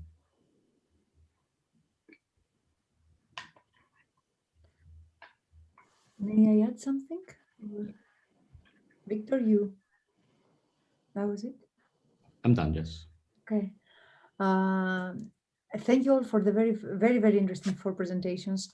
I think there is a common underlying parameter in all 4 of them. I agree with the comments brought in the 4 by both Stephen and Victor that some of the projects, some of these projects are actually not necessarily, there are some shortcomings. For example, what do you do when you're sick one day and you have to stay in your bed, and what do you do in the air room, okay, while the business still needs to be running? What do you do in the fantastic bloom boom when actually the relationship among all the collaborators is not moving and progressing smoothly? You're suggesting programs, you're suggesting ideas and special scenarios that really necessitate a very clear, a very well-regulated and very well-articulated collaboration among many actors and many forces in the change of art. What if the societies, I think, Nishi, you said that it has to do how we re-engage the relationship of within the community with each of these monuments. What if these monuments actually represent part of the society and the rest half part or a substantial part is really against this particular monument and its history? So all 4 proposals, in order to work the way you are imagining them, which is a wonderful, really future you're bringing forward, incorporate and are based heavily on how the different actors that are part of this are actually going to come together. And you know very well that life is not that clear-cut and things can get messy. And that's actually the beauty of things. And I was thinking that I'm very happy that Anna mentioned her presentation, the dystopic novel by Ballard, The High Rise. I think that all 4 proposals would actually really benefit from the putting into all these conditions a very dystopic scenario. What happens if something goes wrong? Okay, find something that is not really working. For example, with the air room, okay, it's Corona. Still, the Dutch government allows the shops to be open, but the guys who are actually, some of the people who are using these rooms have to be at home. So the shops have to be working, the commercials have to be working, but also their rooms have to be open, right? A dystopic scenario, which is our pandemic. I think all 4 proposals would really benefit if you if you give yourself a problem of a dysfunctional situation and try to resolve this dysfunctional situation. What if one of these monuments is really negative for, is really has very negative meanings for, let's say, an immigrant population that is part of the neighborhood? What if the loneliness is so big and so difficult to overcome that it doesn't really work out well with the bloom boom? Do I make sense? Because you really need all these parameters to work and function perfectly for your projects to actually function at their best. So I would challenge you to think of the opposite and re-look at your proposals. That's really a very interesting comment. Thank you for that. Definitely spurs some thoughts in my mind. Maybe could you expand on that a little bit more, Angeliki, about the dystopian? Because I think that there, let's say as a concept, because I think that there is maybe a lot of misunderstanding. Yeah. That dystopia can be something that is imaginative, projective, no, that's positive. I mean, optimistic, even though we don't think of it in that way. That's a very good catch, Solomon. It's because it was a slip of tongue. I used the dystopian because of the dystopian novel. I think if I want to give a more general feedback, it would be think of a condition that the perfect collaboration doesn't work. Think of a problem that is created in the conditions you are actually imagining, and try to look at your project once again through the problem. That's what. Because the dystopian, indeed, Solomon, can be something positive or can have many other connotations.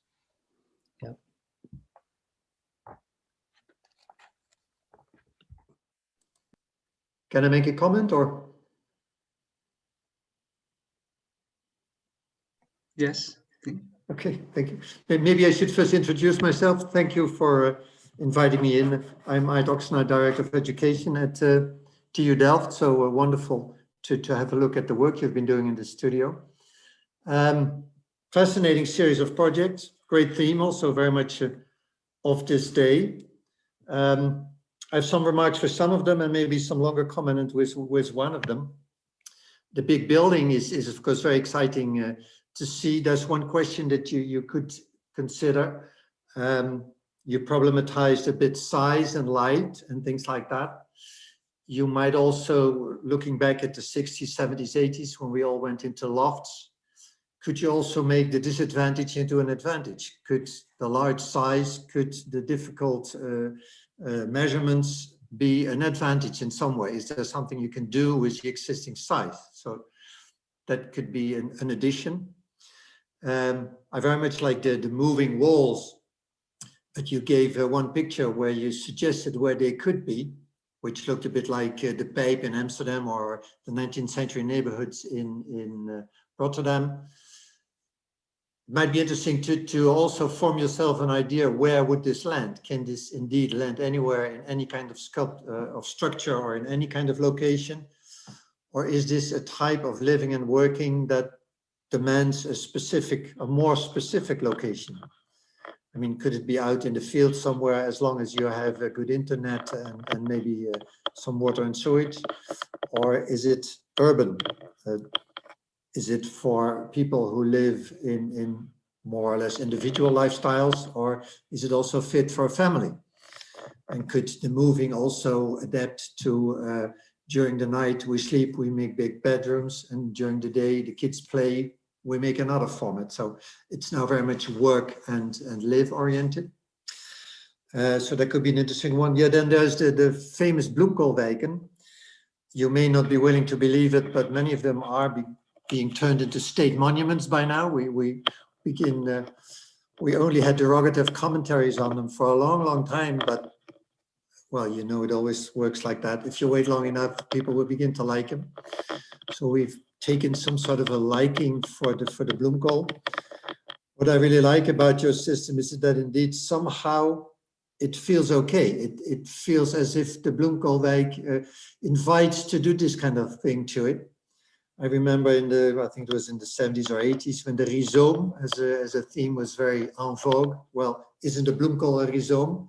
It has this kind of way of extending. So could be interesting to see if in the structure that is there could be formal or aesthetic or even constructional ideas that you could use whilst extending. You chose now to kind of make it into a free zone where anybody can build anything. You could also see if, and that might be make an interesting discussion with the heritage people, say, hey, there is a way of formalistic thinking within this plan, and we can use that to extend it. So that could be an interesting one. Yeah, and then the one I thought actually was very, very interesting, but not much comment was given on it yet. That is the change of art. And that indeed addresses something complicated, because what you do is a sculpture, which also in a way can be holy. You don't touch a sculpture. It's a thing, well, almost a museum-like object, which is standing there in space untouched. Yet we all know that especially, well, you already mentioned that, quite a bit of art in public space, especially in the 70s, 80s, 90s, when there were great subsidies in the Netherlands, and we did a lot of it. Well, let's put it this way, not all of them survived so well. So some of them are kind of lost in space by now. But they are works of art, and they have intentions of artists. You have ideas and concepts behind them. So there again, it might be very interesting to see if you could, by starting from the artistic concepts of the sculptors, do interventions in the space rather than use them as a beautiful, almost gemusealiseerd, how would you say this in English? Museumized object. You could use them as a source for inspiration and say, hey, this guy or girl, this sculptor or sculptress had these kind of ideas. Could we elaborate on them and use that to transform the setting of the artwork? Well, that pretty much were my comments. Thank you once again very much for very, very inspiring projects. Thank you, Art, for their erudite feedback as usual. Maybe something from maybe a reflection.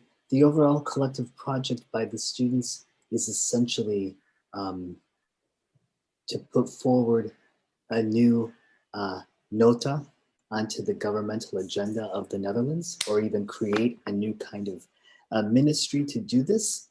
And I just wonder, from your own position before coming to TU Delft, is the monuments, I don't remember exactly what the title was, but essentially being the one that would basically put monuments in Amsterdam on the kind of agenda. Do you have any food for thoughts for the students on what could be possible imaginations for putting such things into, let's say, the governmental imagination, for lack of a better phrase? Well, in this day and age, when, let's say, the welfare state project, which conceived of these things, that apparatus is no longer there. So what would be the ways to embed this?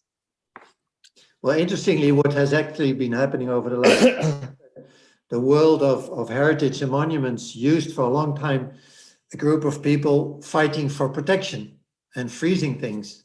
And what you see very fast now is that everybody begins to realize that the way to save monuments, or the way to use heritage or keep it alive, is by giving it a place in new developments. So see it as opportunities. Having said that, I think, well, let's turn to the Bloemkoolwijk. It's not without reason that I went into that direction.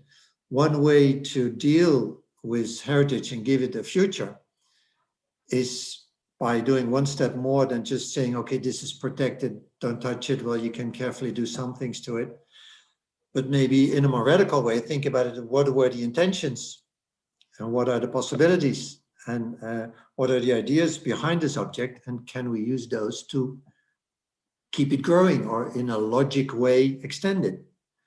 I live in a basically 17th century canal house, but that was extended in all periods, and it was divided, redivided, opened up again, divided again. So in a way, it's a very, very flexible structure. And that's a way of looking at monumental structures that we're getting much better at. I mean, it's changing fast now, and you see it a lot. But I think that's a very interesting opening. And if you want a state perspective, there's more and more an awareness that that is the way to keep monuments. Nobody will say anymore, this monument has to be kept and we'll give money to restore it. There'll always be a comma, and they say, okay, and how is it going to be exploited for the long time? So the musealization, the museumization, how would you say that, of monumental buildings? Well, some will always be museumized, we know the big ones, but more and more of them will have to be taken up into the transformation of the city to survive. And then here comes some interesting ideas from you. Great, thanks. Thank you. Is there any more comments to this chapter? Is there time for a few comments, or I think for last comment. I was just very taken by the. Yeah. I'll keep it super short. I was just very taken by the last project as well, also because Alessandra and I, as the studio, actually have an interest in what happens and how art is commissioned. And I think there is indeed a part about maybe preservation. There is, I think, a bigger question which was maybe addressed through these kind of principles between planning and curation in the video, but to me kind of does raise a question or the possibility of thinking of almost of a form of curation of public art at the scale of a country. So to look at what this catalog is. And then maybe that's a bit on the other side. For me, there's an interesting also on what is actually public art, let's say, and what does it do now? Because I think increasingly it's going towards sort of more performative rather than sort of representational spaces. So they're often not kind of commemorative objects, but kind of active spaces at least. So if there's space for another new ministry, maybe this kind of curation for public art could also be there. as a sort of both proactive and putting the future and the past on the same in the same book, as if it were, as it is, a public art collection in some way. I know there was also a lot more from Nishi on the work, so if there's actually more on the research, I'd also be happy to see it, because in the previous conversations there were a few other venues, from the art residencies to the commissioning process, that I thought were also very interesting. I'm only commenting on this because I also think it was at least spoken about. Thanks. The projects were great. I think the pixel painting that is coming of the country is also very, very intriguing.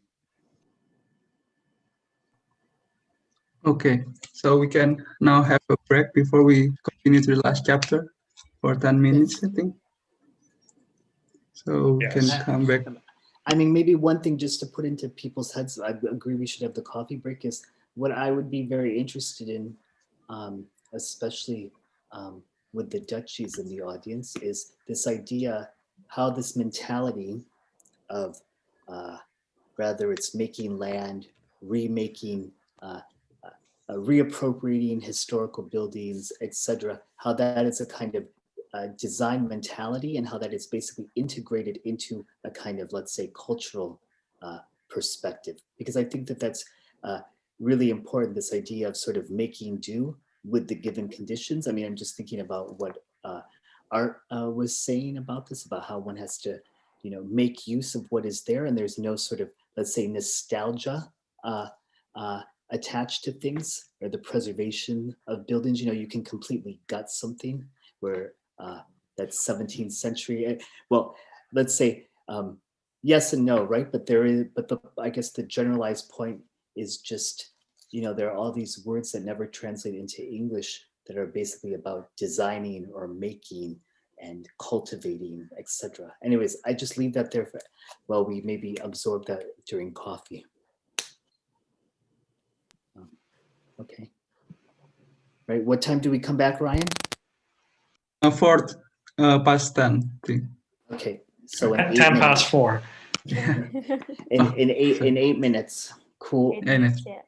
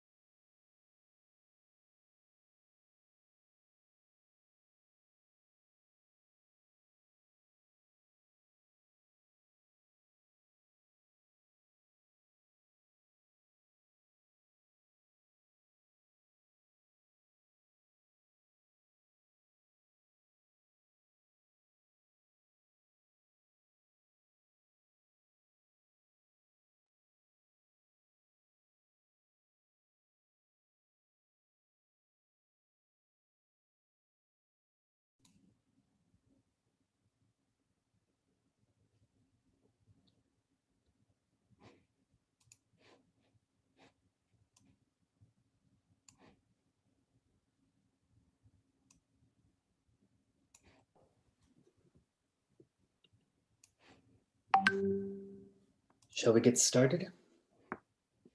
Yes, of course. Almost everyone is in. Once everybody is in, I'll minimize this talking head window and give Maria the control if she requests it. Yes. Shall we get started? Yes, of course. Almost everyone is in.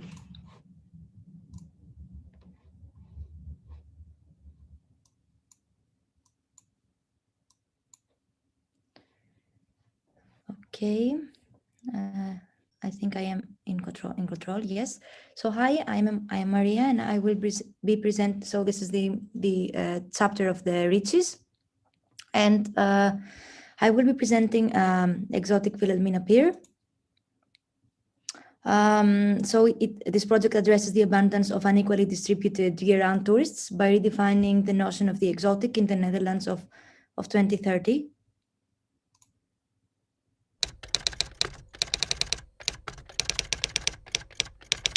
The notion of the exotic will soon become obsolete due to connections, architecture, communication, incessant movement, and lately, digital technologies. A new necessity emerges, defining the exotic and thus the touristic image of tomorrow. When it comes to the Netherlands, the tourism industry occupies a large portion of the economy, with the cruise segment claiming nearly 5% of the profit.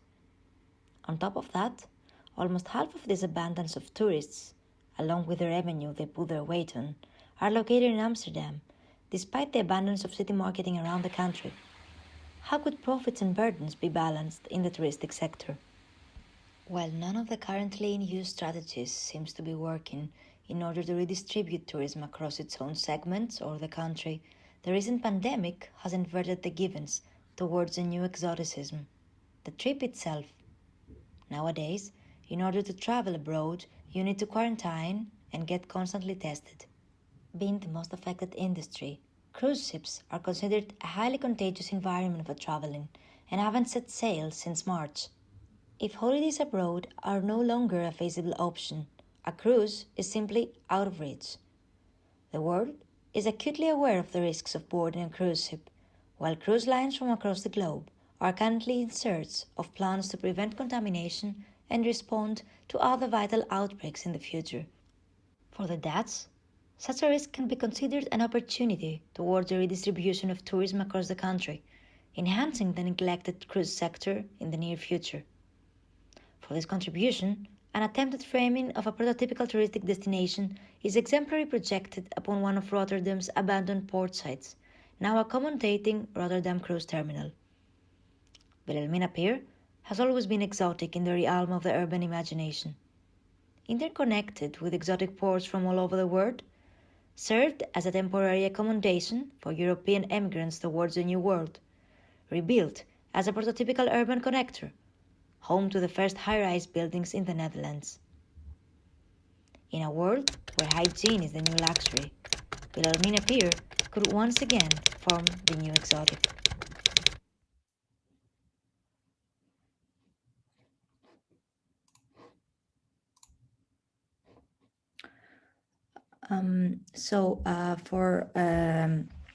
The proposition for this contribution is that in 2030 everyone's working from home and the cruise ships are still tied to the docks.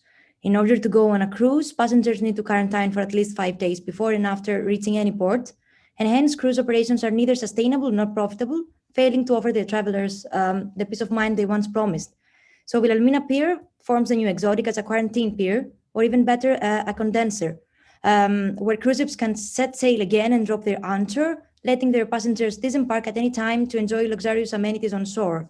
Before being redistributed across the Netherlands, guests are provided with the ultimate experience during their exotic stay at Wilhelmina Pier, with safety being a priority. And here I have designed a leporello of it is what you would have in your hands when you are on board on the ship the night before it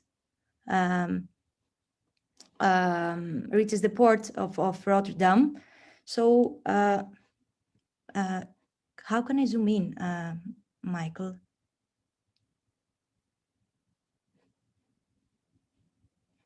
Is it possible?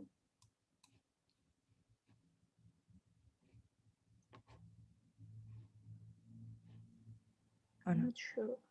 Michael, I think it's not possible. Control plus. Anyway, you either have to quarantine 5, 7, or 10 days, depending on the country of your origins.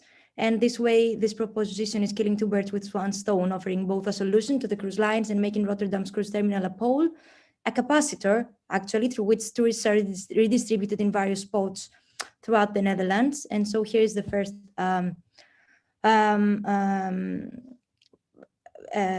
side of the Leporello, which offers more general information and highlights the main sites. And then on the second page, and also there are some suggested projections with containers and ephemeral materials that could be redistributed throughout the pier. And then on the second page, there are more specific information with a master plan, with all the altered uses of the buildings of the pier, and also suggested new ones, such as the baggage conveyor, where your luggage could be sanitized again, or a recreation center also. And there are also some quarantine protocols that tourists need to know before they embark on the pier. So that was it. I couldn't zoom in. I'm sorry, maybe I can do it afterwards.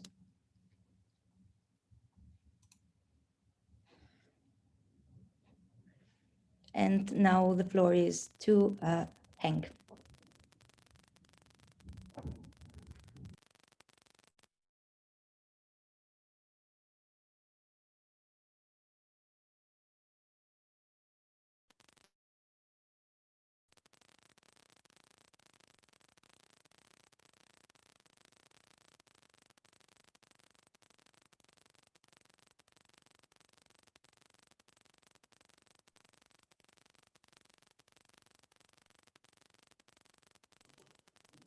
Hen, you're mute.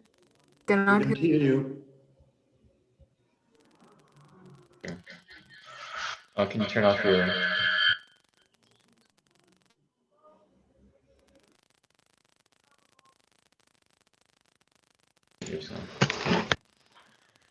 No, just talking to the. Yeah. I have to switch to Jin's laptop, but so the next two projects, mine and Michael's, are based on a collective research on the digital infrastructure in the Netherlands. This video illustrates.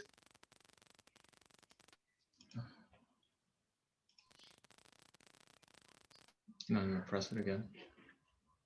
Okay, I just enlarge it.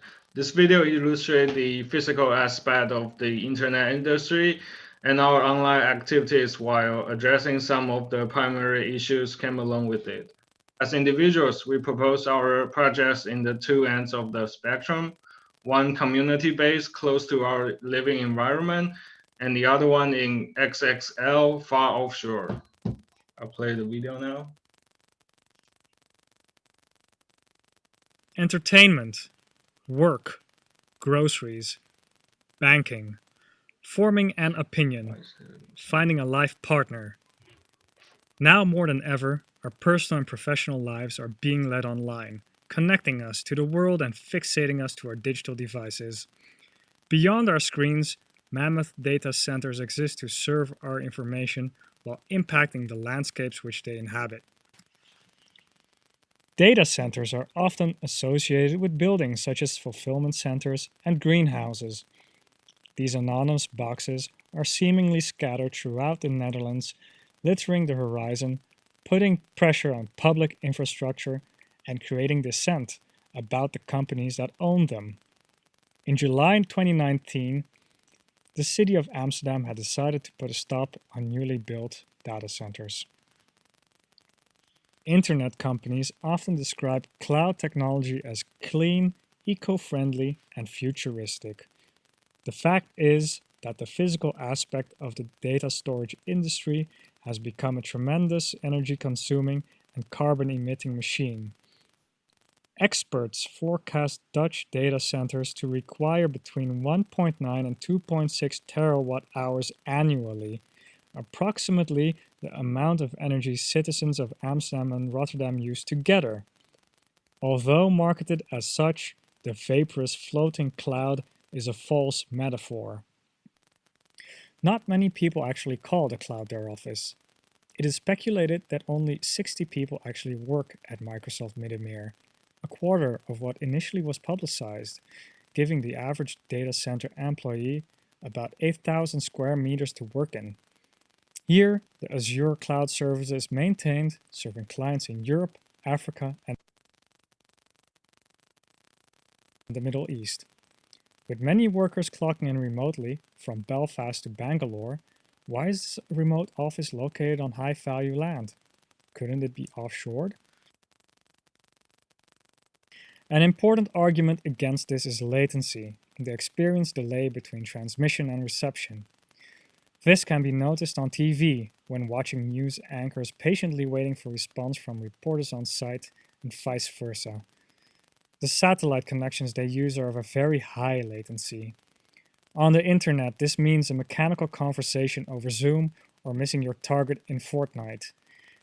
Although large amounts of data can travel through fiber optics cables at the speed of light, effectively arriving at their destination within tens of seconds, this distance still can be felt and is known as lag.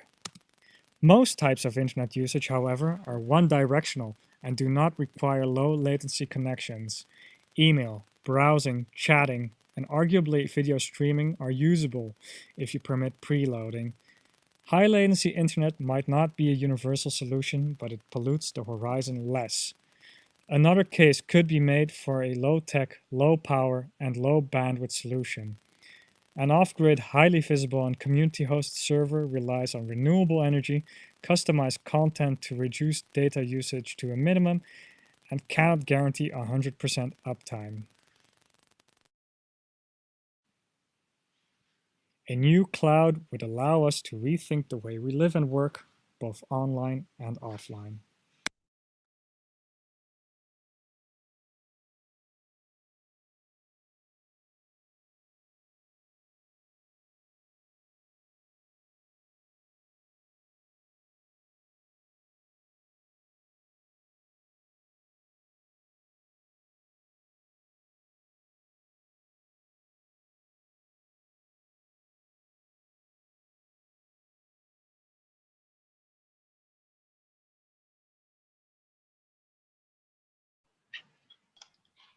Hang, yeah. Sorry, I don't get this. We can hear you though. Yeah, because I'm using Jin's laptop now.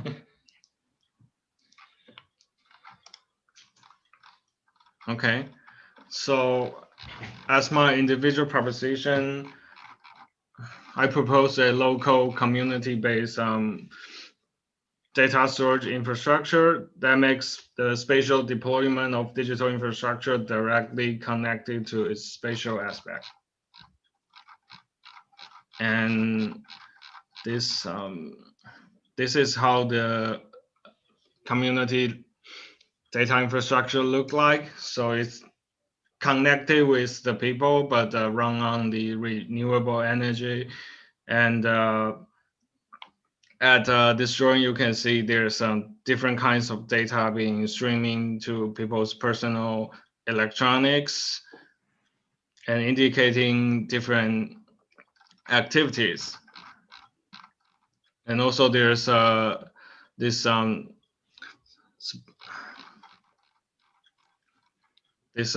rural version of it. So there's different kinds of deployment and different kinds of activities.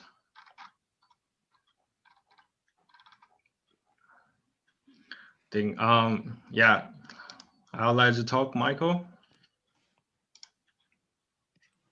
Great, thanks, Heng. Yeah, like Heng already introduced, we're operating on two spectrums. Heng is operating on a much more local community level, and I'm thinking about much more larger scale, national oriented level, where we offshore basically all our digital infrastructure or part of it towards the Dogger Bank, a shallow area in the North Sea.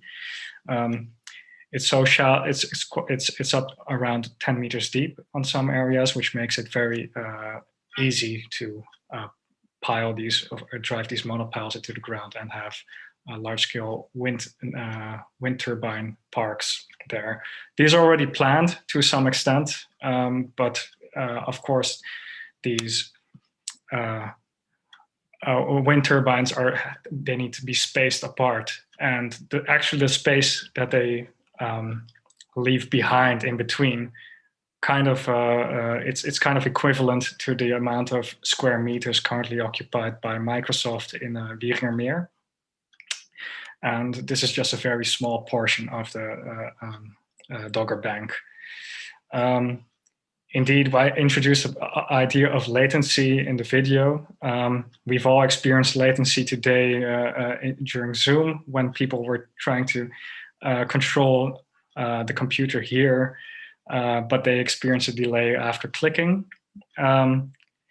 This is one of the downsides, let's say, of having a remote offsite, offshore data center. But of course, there's other types of internet that can benefit from this and can still be put to good use well. And of course, this frees up the landscape, so to speak. So I'm really trying to point out this trade-off, this balance between landscape and latency. All right, I'd like to give the control to Jin if he wants it. Thank you, Michael.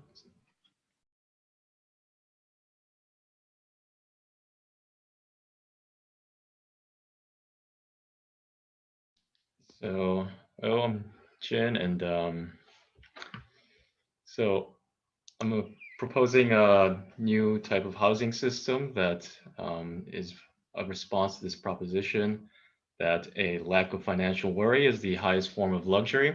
And in a world of debt and mortgages, wealth is the lack of debt.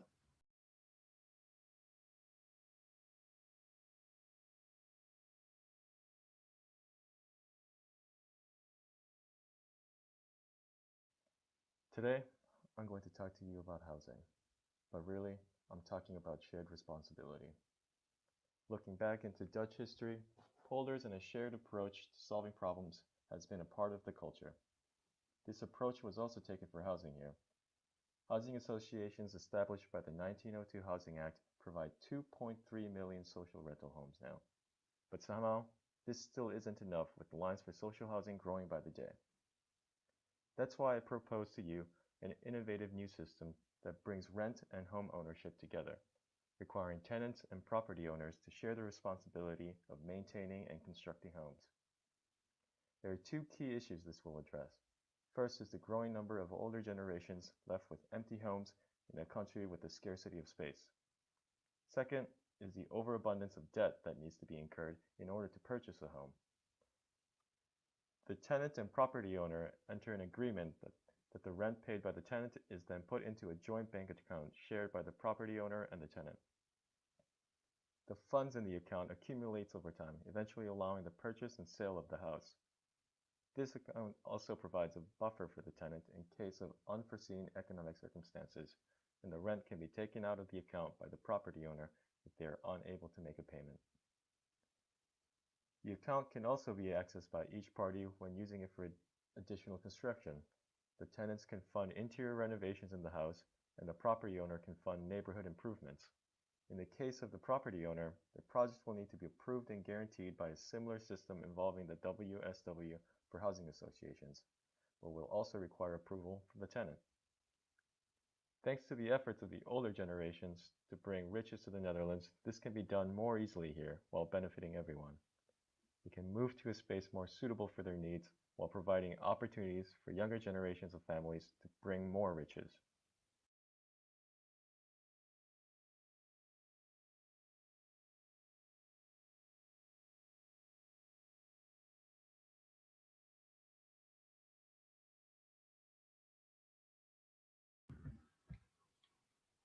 Hi, sorry about that.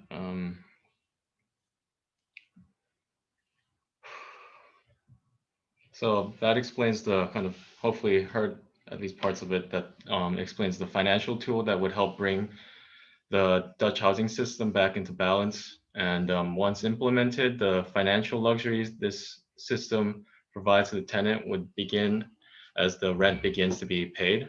However, I ask how can more traditional ideas of luxury homes be incorporated and made available to more people? so this is the house at the edge of abundance. This home has no bedrooms or living rooms yet, and it's a collection of landscapes, most that are essential or some that are simply stunning. Eventually, even individually, they would have the presence to define an entire home. And a space that's completely functional, like a bathroom, kitchen, or staircase, is already often the focal point for the rest of the house. So in new housing constructions, this could be the approach to take, creating one or two well-crafted interiors without the rest of the space defined will bring the initial cost of construction down while setting an example for what the new spaces in the home can be like. And then as more people turn to the system, the impact in the neighborhood would start to become visible.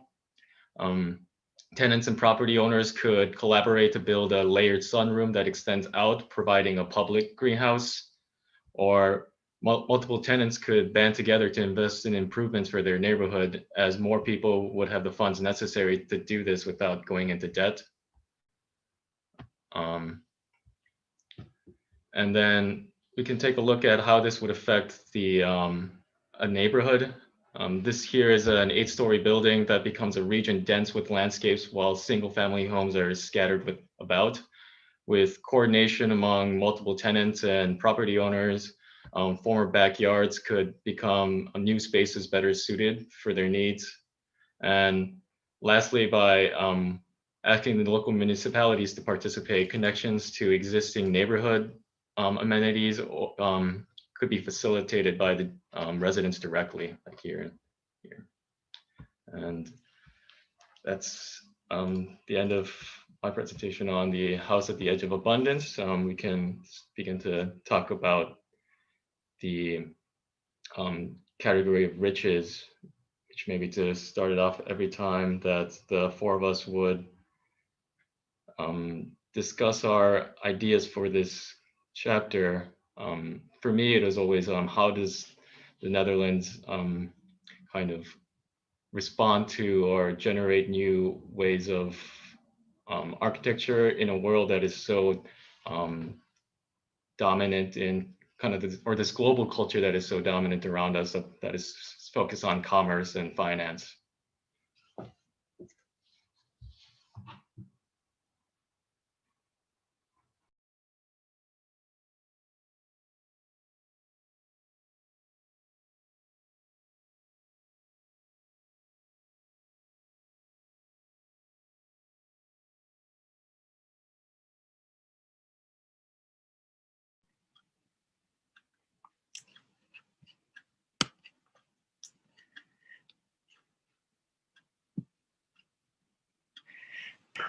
Oh dear. I'm sorry, we can't hear you. Can I ask a question for the last project? Yes. Okay. Now the question for Jing is, I'm trying to understand. You are proposing a different organization of tenant owner housing association and the government.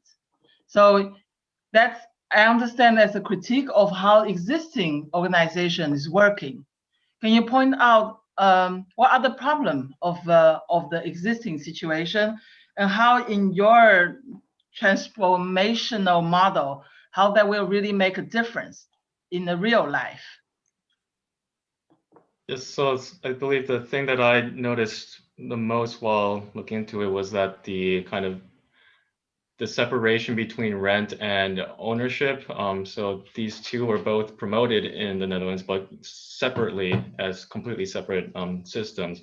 And I'm proposing that possibly by bringing them together into one, it's less of an organization, but kind of a legal agreement between two individuals, although it could be one individual, the tenant, and then the housing association, that it would help to alleviate some of these issues.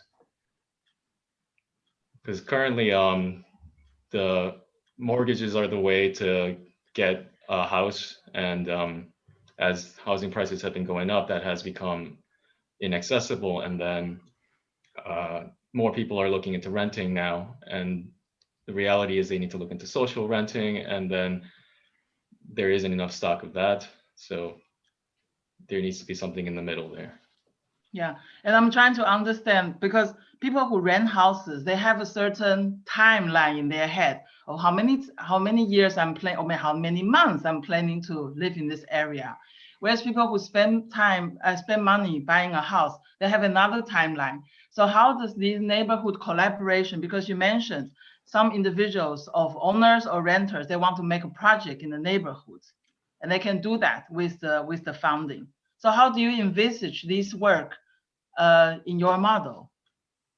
Yes, so this would be like primarily for people who are planning to stay in a long-term fashion. It's not really for much like digital nomads or people that are looking to move around within a few years, which is a growing trend, but there are still people that are looking to settle down and start a family, etc. Yeah, and your examples of these pictures, they all look very attractive. I would love to live there. But do you already have in mind the actual neighborhood which you can implement this model? Well, so yeah, in the video, I tried to propose that initially it would be older generations with existing homes that they have too much space, so they can open up those housing units for families that are looking for housing in a more accessible way. And then they have the opportunity to move out while still receiving this money that they can now invest in new housing or neighborhood investments, and allowing them to participate in the neighborhood that they lived in for so long while not necessarily having to live there, or maybe they build a new structure nearby. Okay, thank you.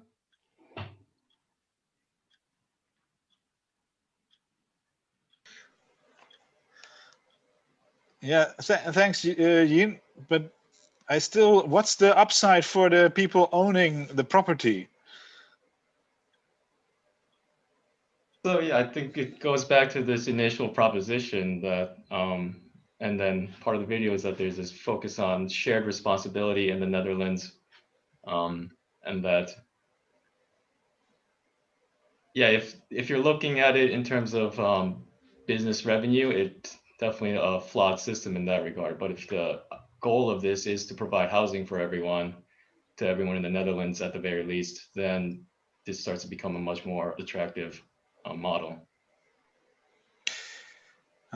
Yeah, I mean, there's a lot of different types of financial relationship in terms into financing your house that exist, and specifically recently, like the family relationships have become obviously very prominent, also in taking up parents taking up mortgages for their kids and all of these things. So yeah, I have just a problem understanding just how you can turn the system into something that is actually really viable in terms of that, you know, that there is not such a big trade-off between a tenant and the person owning the property, because now it's sort of it makes purely a claim for solidarity, it seems, at its core, which is fun, but at the same time, yeah, also is yeah, very soft, and you increase the chances of a system like this if somehow you make that solidarity into something that sticks, or that gives them, like these people who join in this system, like either a tax break or something else that compensates then the loss of income that this also provides. So I think this really needs to, I think it's definitely interesting to look at this, but yeah, it's it's complicated. And thanks also for the digital projects. Michael's initiative to build underwater data centers, I think, is a very good proposal. I would immediately start construction in the Doggerbank. It would be fun to do. And yeah, the presentation before, I was also a bit struggling with the concept of what is now actually your proposal, Heng. I like the idea that you both take this Smithson's video as your starting point with the powers of 10, but it didn't come home yet fully, or at least I didn't get the proposal part, but maybe other people did. Yeah, because there was a audio problem on my laptop, so it was a bit mess. But basically, I proposed this local data hub that is so obvious you cannot ignore or neglect it anymore. That I think this is one of the main part of our digital problem now, because all this cloud metaphor, we very easily to think, yeah, this is someone else problem, or this problem occurs somewhere else. But while that collective map Michael and I showing is that this is actually happened and located in the Netherlands, but this cloud metaphor just led us to ignore that. And another part is that this infrastructure runs on the renewable energy, so there's time there's strong wind, and there's time there's no wind at all. So this system could go offline, and this really makes people to think about their relationship with their lives on the internet, or their relationship on the internet. Mm-hmm. Okay, that makes it already slightly more insightful. So thanks for that. It would be good to flesh that out further, that indeed Netflix fails when there's no wind. That Netflix becomes a thing that you do when there's wind. Yes, that's also one of my proposal, because there's things that you can do while there's things you cannot do when there's, for example, there's no wind or something. Or perhaps even that when it's windy, you can have your Netflix, but if it's not windy, you have to watch Dutch public television, which is buffered already locally. You can prioritize stuff like that. Yeah, I guess it's about creating a sort of being aware of where your data lives, and I mean, there's this idea of like not in my backyard, but I think Hing's proposal really forces it to be really part of your backyard, and then spend time and effort with that stuff backyard, and in that sense be a bit more resilient with this self-relying, and maybe putting then less pressure on these international structures by private companies, most often not Dutch. But that's quite an opposite attitude towards your project, no, Michael? Yeah, indeed. Because Penn's project really exposed the weak points of such a hub, and the life that we have now, that has its limit. He tried to expose that. Whereas your project, you put it in the sea and 10 meters under. So last time from your presentation, I understand you take this as a problem in our society, that this is a kind of it's a kind of a relationship that latch onto electricity and uses the border, and it exploits a lot of qualities, but you put it under the sea. So I'm very curious. Data center generates science. So as an engineer and a designer that generates heat and that affects ecology in the sea, North Sea is already very much heated. So do you have a list of problems that could occur from this project? Oh, those are really good remarks you bring up, Xinwen. Thank you. Well, to address your first question, indeed, this is operating on a different scale, and indeed more, let's say, centralized. I'm not saying that this is a magic bullet that will solve all problems, but I'm thinking that this is another one option that we could explore, since this is the North Sea is providing these resources. But that brings us again immediately to your second point: what are the ecological conditions that result from that. I don't know. Microsoft has tested this on a very small scale. They have submerged one container tank full of servers in a San Francisco harbor, I believe, or sorry, in a Irish harbor, if I'm not mistaken. What is interesting and what they are really proud of is that the Microsoft logo on that tank was completely covered in algae and other types of sea life. So they're really proud of that, and obviously taking up this as an opportunity to greenwash the whole project. But who knows? Maybe it is it would offer some kind of a new diversity or new kind of ecosystem that is positive. But indeed, this needs to be tested before we can actually say anything conclusive about this. May I add a small remark? Interesting project. I saw this enormous data center being built in Wieringermeer. I pass it very often. It's quite amazing the amount of space it takes up. And indeed, it's just a dead box sitting there. So great to find a better place for it. But I'm interested also in the other one where you said that this is a way to make visible the fact that we are in fact constantly connected to larger data systems.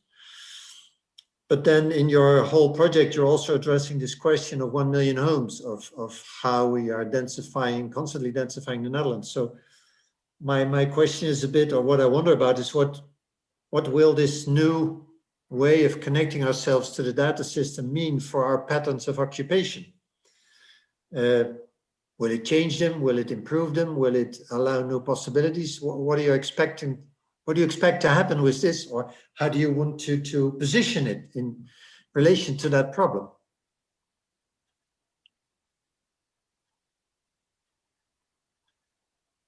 Sorry, I don't fully understand. Can you elaborate more?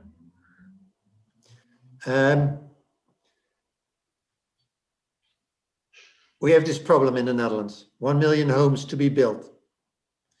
Okay. I get it now. Okay. How's this going to help? What will it mean for our patterns of occupation? What new possibilities could it add? Yes, but I haven't thought about that. But one of the important part about this project is that there is a spatial deployment of it. So there is some different kinds of framework in urban area and rural area. But then the other way around, if we're gonna build house upon this digital infrastructure, it could be like a design our urban space to in response to this for example, there's the data transmit range of this infrastructure is only 30 meters wide. So there could be a strategy to deploy this public space or important buildings in the city in order for them to have the priority to connect it to this. So we need one every 60 meters then? We would have a grid of one of these windmill-like structures every 60 meters? Yeah, or it could be like there's a park or like the open space in the city being deployed in this rhythm. So there could be every assign every park or assign every this windmill to a park, or the other way around. Okay, we're really going to be windmill city then, right? Yes. So Michael's project is about building these wind turbine parks in offshore. So that then we found it interesting that actually we can build this kind of thing within our city or within our living environment. Okay. May I add some questions to expand the conversation also to the first project we saw, the one on the idea of exoticism by Maria? I agree with all the comments and the very beautiful remarks and the fantastic ideas of the other three projects. So I would like to ask Maria a little bit to explain further. It's so nice to hear these days that the idea of exotic will become obsolete, because I feel that even traveling to Amsterdam right now from Delft sounds exotic to me. So it's very hopeful to hear that we're, after the pandemic, we are reaching this point, because transportation and the way we move around the world can happen. Although there is definitely a very Western approach to that, there's still big masses of the population that are not that they cannot travel that easily, or they will not travel that easily as soon as we hope. But I wanted you, Maria, to expand a little bit on understanding the architectural proposition. I understood the plan and I understood some of the facilities you are proposing, but to experience something as exotic, it's a very particular creation of a setting, even of staging of atmospheres. And I was wondering how you're actually, what is your look, what is your approach to that? And how being completely safe and absolutely hygienic would be an exotic experience, and why? Thank you very much for your remarks. So first of all, the idea of being able to board the cruise ship and not quarantine inside, but get on shore is the first point of exoticism. But then also, if we could go up to the first side, thank you. In this future, people are no longer, for example, working in the offices. So it's also, we cannot read the description here, I have right under, but you can enjoy your stay in one of the largest buildings in the Netherlands and inside former offices. And then you might as well be lucky to see 1 or 2 people working there. So there are all these types of exoticism in reverse to what nowadays actually exists. And also being able to meet up with people while traveling and to be together in the protocols in larger quantities than normal. Maria, would you consider, would you define exoticism for us? Because obviously you are thinking about exoticism in a different, under a different perspective, not the common use of the word. Like your answer prompts me to think more about uncanny or strange, or not really exotic though, because exotic means the class of civilizations, of cultures, of exchanges. So is this really exotic, the experience you wish to create, or how do you define exotic? Since exotic gradually ceases to exist, I needed to redefine it for this project. Well, of course, it has to do about this exchange of civilizations, because it's about travelers that gather together and have to quarantine with each other from different countries in the same place while being able to contact each other. But it's also, to me, it means what is considered out of reach. Okay, so the architecture, so there's a part that is not an architectural exoticism, just the fact that different cultures are going into the boat together, that's already exotic for your proposal, right? And architecture has nothing to do with that. No, afterwards. One part. Yes. For the first part. So half of the exotic experience you are suggesting has nothing to do with architecture. Okay, just to understand. Okay.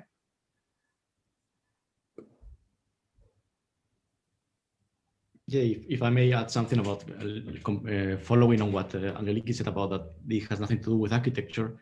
In a way, I feel like all these projects have this sense that there is like a step missing in terms of like what is the architectural materialization of its ideas.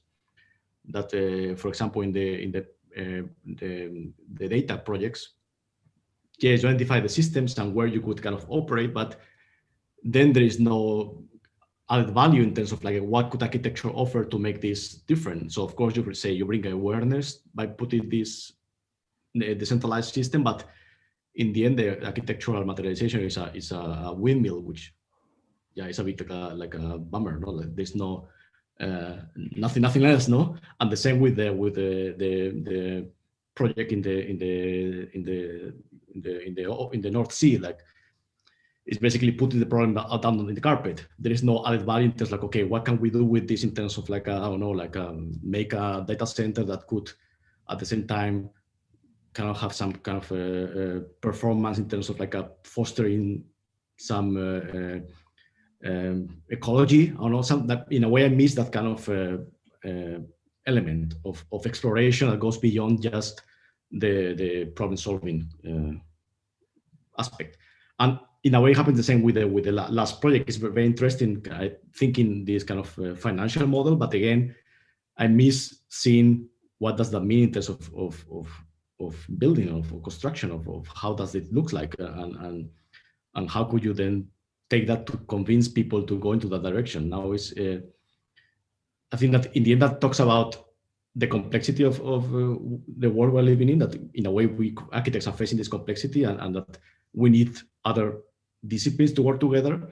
So I wonder if you could reflect a bit the limitations that you encounter as a, let's say, operating from the field of architecture to engage with such complexity.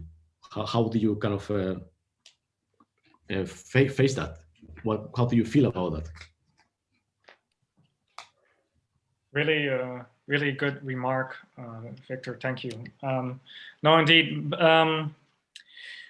Well, what is nice, maybe to respond immediately to your last question, how do you feel about that? I feel what was new for us during this project was we dealt with experts for the first time. We went out, we reached out to people in these fields. Heng and I consulted a few people who did research on data centers, on, let's say, on a large scale basis, on a small scale basis. So then indeed you can, yeah, you don't have to know a lot, just ask the right questions. And I think it was also suggested by Xinwen and Stefan and Giovanni before. I mean, indeed, people are really happy to share, especially now. Yeah, and then using these people, or well, that sounds a bit opportunistic, but indeed piggybacking upon their knowledge and getting momentum in a way. I think that was for me the most let's say, educational experience of this quarter. That people are really ready to share. Yeah. I don't know if anyone else wants to respond or expand on this right now. Is there time for a comment or note on the project? Or are we hitting the 5 o'clock? We have a few minutes. I had the same a bit. I think it was maybe Stefan who brought it up, but I had a bit of a difficulty in seeing how these projects spatialize, but I was lucky that everyone spoke already, so I had more time to think. And actually, I was thinking on Jin's project, which I think there's like an important note there in the fact that the starting point is that words at the scale at which you're looking have agency, and they make space. And those are maybe the words in the contract. And one thought I was having, why not kind of play this kind of game with words that you started and with the various associations on almost a process of editing or redacting a contract and or a statute that determines what can be done and what cannot be done in a place. And if based on that, you could almost alter the spatial configurations of it. And because for me, that was a bit the missing link. Indeed, it is the words and the agreements that have the most power and have the sort of agency at that scale. But then we work with space, and those have a spatial manifestations and so on. I was when Heng and Michael were presenting, I kept having the image. Sorry, I think it was on Michael's project actually. I kept having the image of the Moscow pool, the one that was built on the kind of unbuilt foundations of, I think, the Third International Monument, which was this huge civic heated pool in the center of the city as a residue of infrastructure. So maybe when then the idea of this heats up the water came up, for me, that's actually the new exotic. That's what's removed from us, and that is left in our imagination. It's a lot of news. It's a new nature. It's a new exotic. It's perhaps a new civic as well, and so on. And then about Maria's project, I had a bit the same difficulty, like in understanding what kind of architectural type was being proposed. If this kind of quarantine island was akin to a simple terminal, as it used to be, if it was a sort of mini world of sorts where you can visit the city without visiting the city, if it reflects types which are closer to those of a zoo or of other places that produce maps of the world, that produce kind of representations of the world. And then again, which language would be used, if it went in a kind of kitsch sarcastic direction, or if it was actually looking at a model for the future. But maybe I might be missing the point on Maria's, because I think I was missing a few bits in the connection. But thank you all. Thank you, Giovanni. Yeah, we need to look at the clock, and we're slightly over time, but if it's okay with you, we would like to kind of reflect upon the whole project, for if that's possible, with the guests. And if so, I'm wondering what the most constructive way of doing this would be at this moment. Well, I already think that Giovanni maybe made a segue into that, talking about, well, taking real world parameters and redacting them. I mean, in terms of what your collective project is, and what would then be a kind of potential working methodology to tie things together. I think the,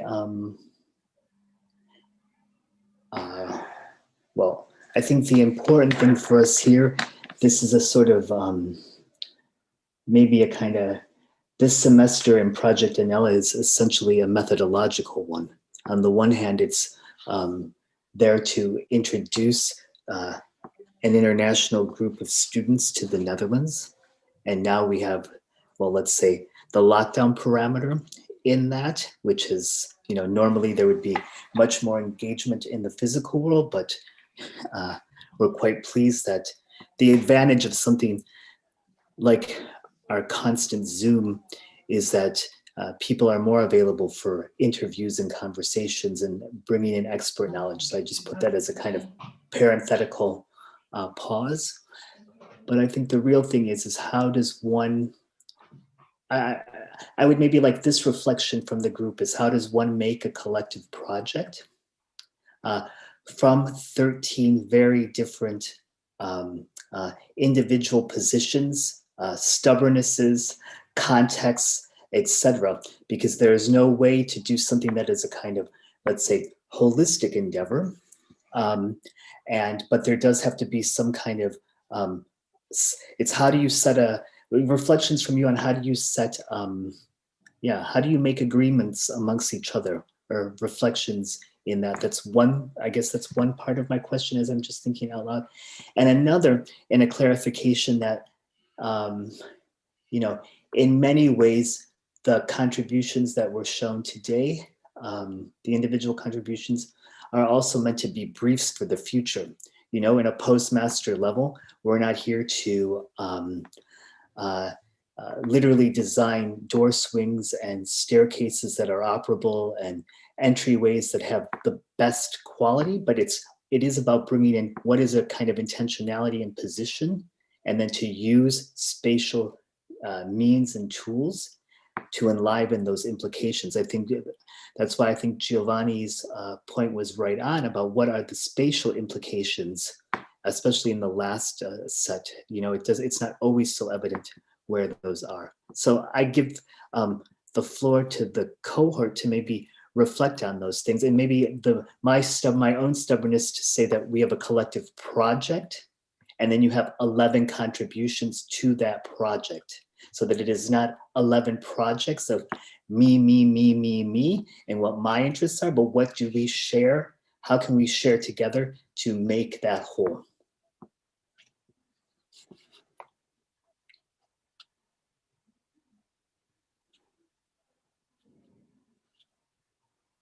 Now everybody goes silent. Somebody needs to talk. Okay, so I'll talk. So, for everyone who wasn't part of the work process, Maria and I were doing the script and the sort of narrative towards the end. And one thing I really found and reflected on whilst doing that process, which was towards the end of this project, was that I could really feel the indecision we had at the start of the entire project about which direction to go to. And even though we had this very shared sort of collection of interests, we never quite got this very precise definition of what we wanted to do. And I thought it was quite interesting how sort of, when I was then trying to conceptualize the project as a whole, it was still unclear, and it really would have been ideal, I think, if we'd managed to sort of really nail that down at the first moment.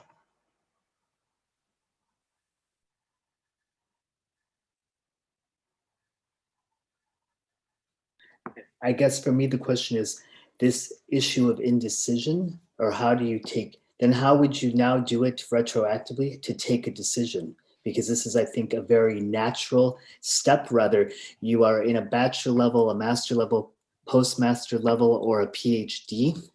It's always about having to take a decision and to take a position within which, whether it's from a conference paper to an essay to a design project. So how now, in a kind of in a reflective mode, could you imagine, hooking onto that? I mean, this is very, there is no, we only provide a set of loose parameters, that allow you to tie things together. We're not coming from a kind of perspective of, we give you a brief and then you react to that kind of tension. That makes it very hard. So, or let's say not hard, it just makes it complicated. So how, maybe Georgia or somebody else who has. So yeah, since it's really complex, can I, if you don't mind, Georgia, I think the analogy of the connection to the spatial ministry is really present there, where it's not just making a decision for ourselves, it's making a decision that while still being aware of all these other parties that are involved. And that's a much larger question that entire countries and really the entire world is grappling with, right?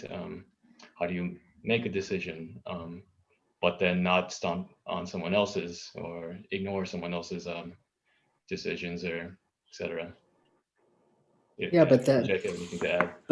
But I mean, maybe part of the thing in with that is, I mean, please, and also our guests, please interject in this too, if you have thoughts and ideas, is where do we go? Basically, maybe we could say that the reason why the world is in crisis at this moment is because everybody's scared about taking decisions, and there used to be things where governments were clear.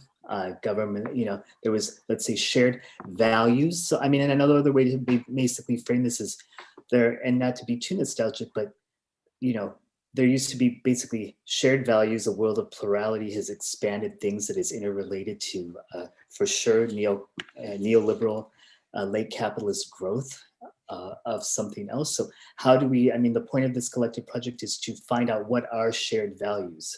So where is that?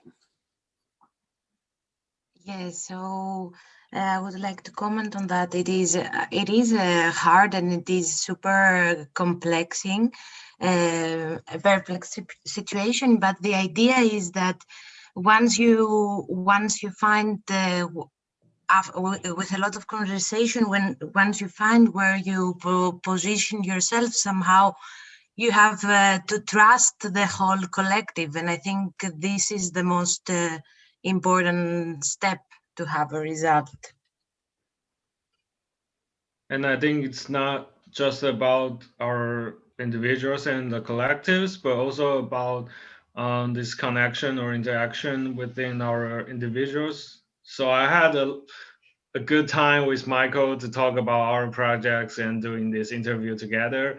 But then, then again, Art asked me about this question about housing, how to look at housing problem on this data storage industry.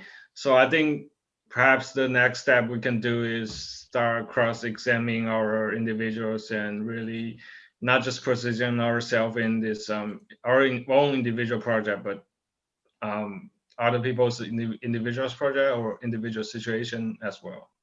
Yes, building up the experience, let's say, all together by sharing more. Yes, I totally agree with him. Sorry, Artie was saying. Go ahead. Well, I wasn't there for the entire presentation, so I may have missed something in the beginning, but it's interesting when I look at the agenda, it says the quest for abundance, 11 acts of rebalancing the Netherlands. You might think that abundance is already there. If I look at the Netherlands, my country, it's rather abundant, you might think. So rebalancing could mean we have to tone down a little bit, we have to turn the knobs rather down than up. My question was a bit in the broader perspective, why the quest for abundance? How did you define, all of you, this term abundance in relation to rebalancing? Yeah. I mean, that's exactly, I want to underscore this and sort of interrupt in that, because this is exactly what we talked about last week, was what is the definition of abundance, and is that actually the correct term? Because there was a kind of conflation between abundance or plenty, but this also relates to this issue of what are our terms and agreements. So, you know, we have to define what our words are. So it doesn't need to be the Oxford English Dictionary of abundance. It can be your own definition of abundance. I mean, this is the point that Art is also underlying here, that this is how, you know, so terms and agreements, I mean, to think in a very sort of bureaucratic way, to follow the model of your own presentation. What is the contract? You know, what is this, you know, that's also, what is the social contract? What are the terms and agreements, the conditions in which you bind together? Sorry. And also, you could also again look, if we go into defining words and terms, I'm sorry, I don't want to make this into a play, but quest cannot be interpreted in two ways as well. Trying to find out where or what abundance is, for instance, in the Netherlands, or are you looking for abundance? Do you want us to be more abundant? So again, those are two ways of looking. And if I look at the project, you see either side of it. You see both looking at where are we abundant and where could there be more or less. In a way, you could say what you do to the Bloemkoolwijk is something that is relatively abundant in the sense that there's a lot of green, they're relatively spacious. We took a lot of space to get rid of the cars. But at the same time, you're also looking, okay, but we have to rebalance. Maybe this is too abundant. We use too much space for too little houses, so we have to add. So is that the point you were looking for? Am I understanding what you're doing if I look this way?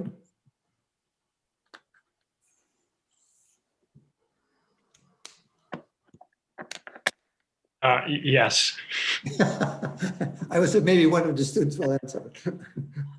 I would love to add something on that conversation. I'm very happy we're taking the path towards terms and understanding a little bit and defining and redefining things in your comment, in your observation, and kind of pedagogical intention also, Solomon, that this is one common project in which there are 11 different contributions. I also think that based on what Georgia was saying, that you can now rethink at the projects and you can reevaluate some of the outcomes and all. I also think that you don't necessarily need to stick to the topics of resourcefulness, redundancy, and riches.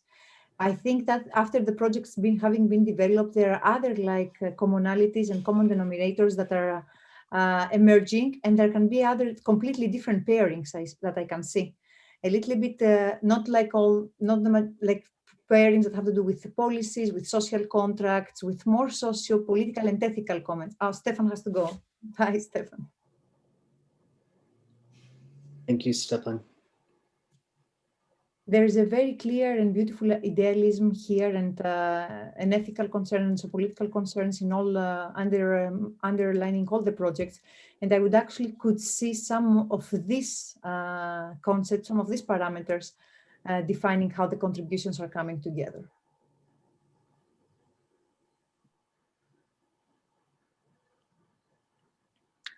And again, not to harp too much on the terms, but I think this becomes crucial when it's an international setting and everybody has a different, let's say, understanding of what a word means. Or a set of words or different, so this is all, let's say, in terms of establishing a kind of common language, for lack of a better word, sort of being, let's say, definitive in certain things, I think will help to pull things together as a kind of, not as a not as a constraint to restrain you, but as a constraint to give you freedom, right? I mean, there's always needs to be the kind of parameter there in order to tighten things up. So I think sometimes there's maybe a misunderstanding that if one is too definitive, that then, one is basically, grounded in concrete and cannot move. But I don't think that that is, there's always a kind of negotiation that can be in play. I'm also curious maybe to hear from the students a bit about how you look at the Netherlands. It's quite interesting to see you come from all over the world to look at us and to work in a Dutch school, but also to work on the Dutch territory. We tend to look at ourselves as this liberal, social, democratic country. And if I look at your project, somehow that seems to be an underlying idea that you accept that is there, that is an almost logic and automatic thing. This is the kind of situation or area or context you're working in. Now, apart from the fact that we've seen some other outbreaks over the last evenings at 9 o'clock, there are some other sites in this country as well. But I also would be interested in hearing your thoughts from the perspective of your own country, because this, in a way, seems solving problems in a country where all the other elements are relatively well organized and relatively okay and relatively manageable. Apart from the word exotic, I see very little extremes, whereas maybe we should start thinking in far more extreme terms, given things that are happening over the world. We've seen some very extremes come up in the United States. We've always thought that it, well, maybe existed, but we didn't see it, but it's getting very visible now. Are we being too friendly with each other? Are we thinking too friendly about ourselves? And is this really the way the world and even the Netherlands will continue? Is that what you think? Which I would be happy if you do, because you're a very positive generation, but is it reality? And is it reality maybe in the countries where you come from?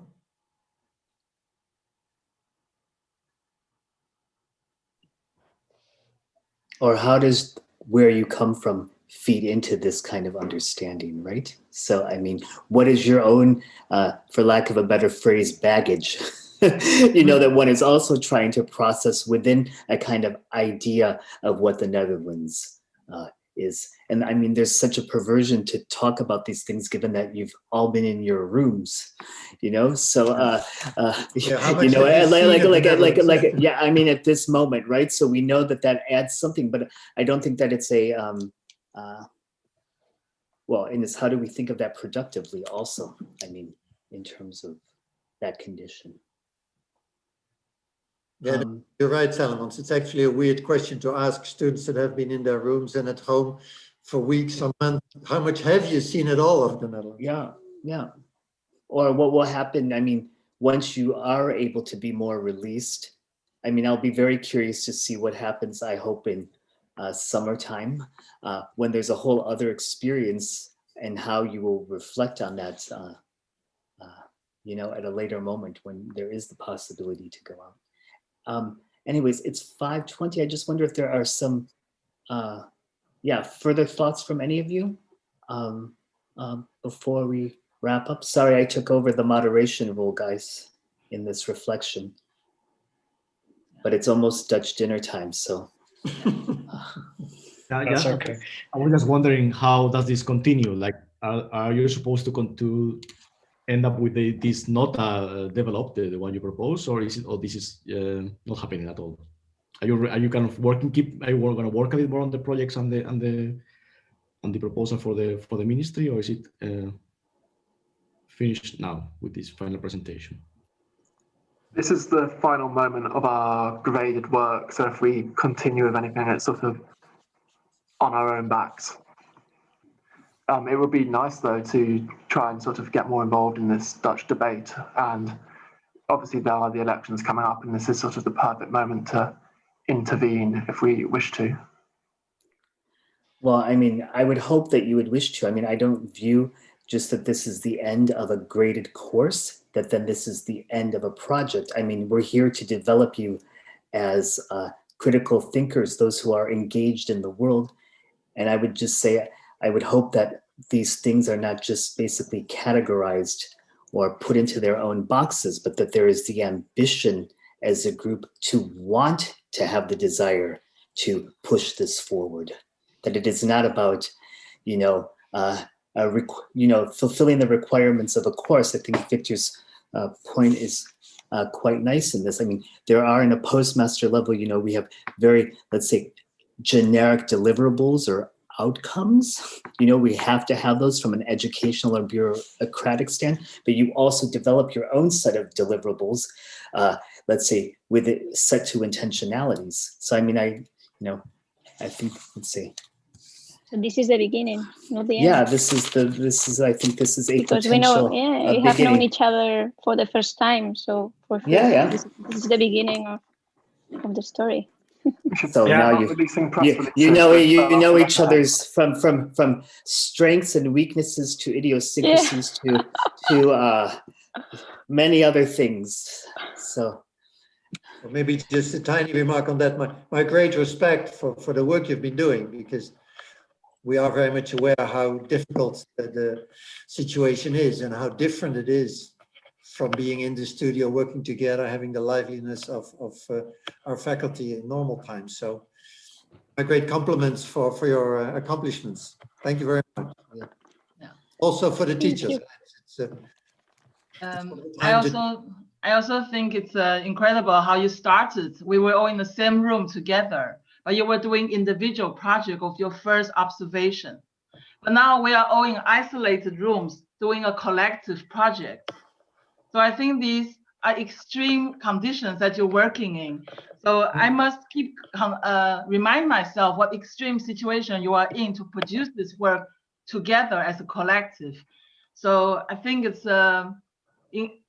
incredible that you still pull it through and make something collective. And some parts may be a bit more far-reached, some are a little bit lost, but still there's a very big commitment of making that collective project. And I have all my respect for that. And I have one last question, maybe good for all of you could go back to the individual level in your room to think about it, because I have notes from your first project. So I know who has always have a continuous line. You might want to be dragged into the collective, but you were still there busy with your first observation, the artwork, the data, the productive landscape, and the office and the houses which are not in use. So all these things, obsessions, they must come from somewhere that you brought with you from your own countries or your own cities. And now you're working on something collective. But remember, you are here to develop together. By the end of the day, you take what you can with you back. Or maybe you stay like me.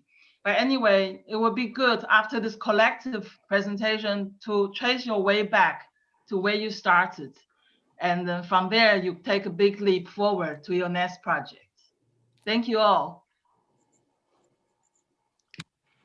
Thank you. I think that's a nice way to end.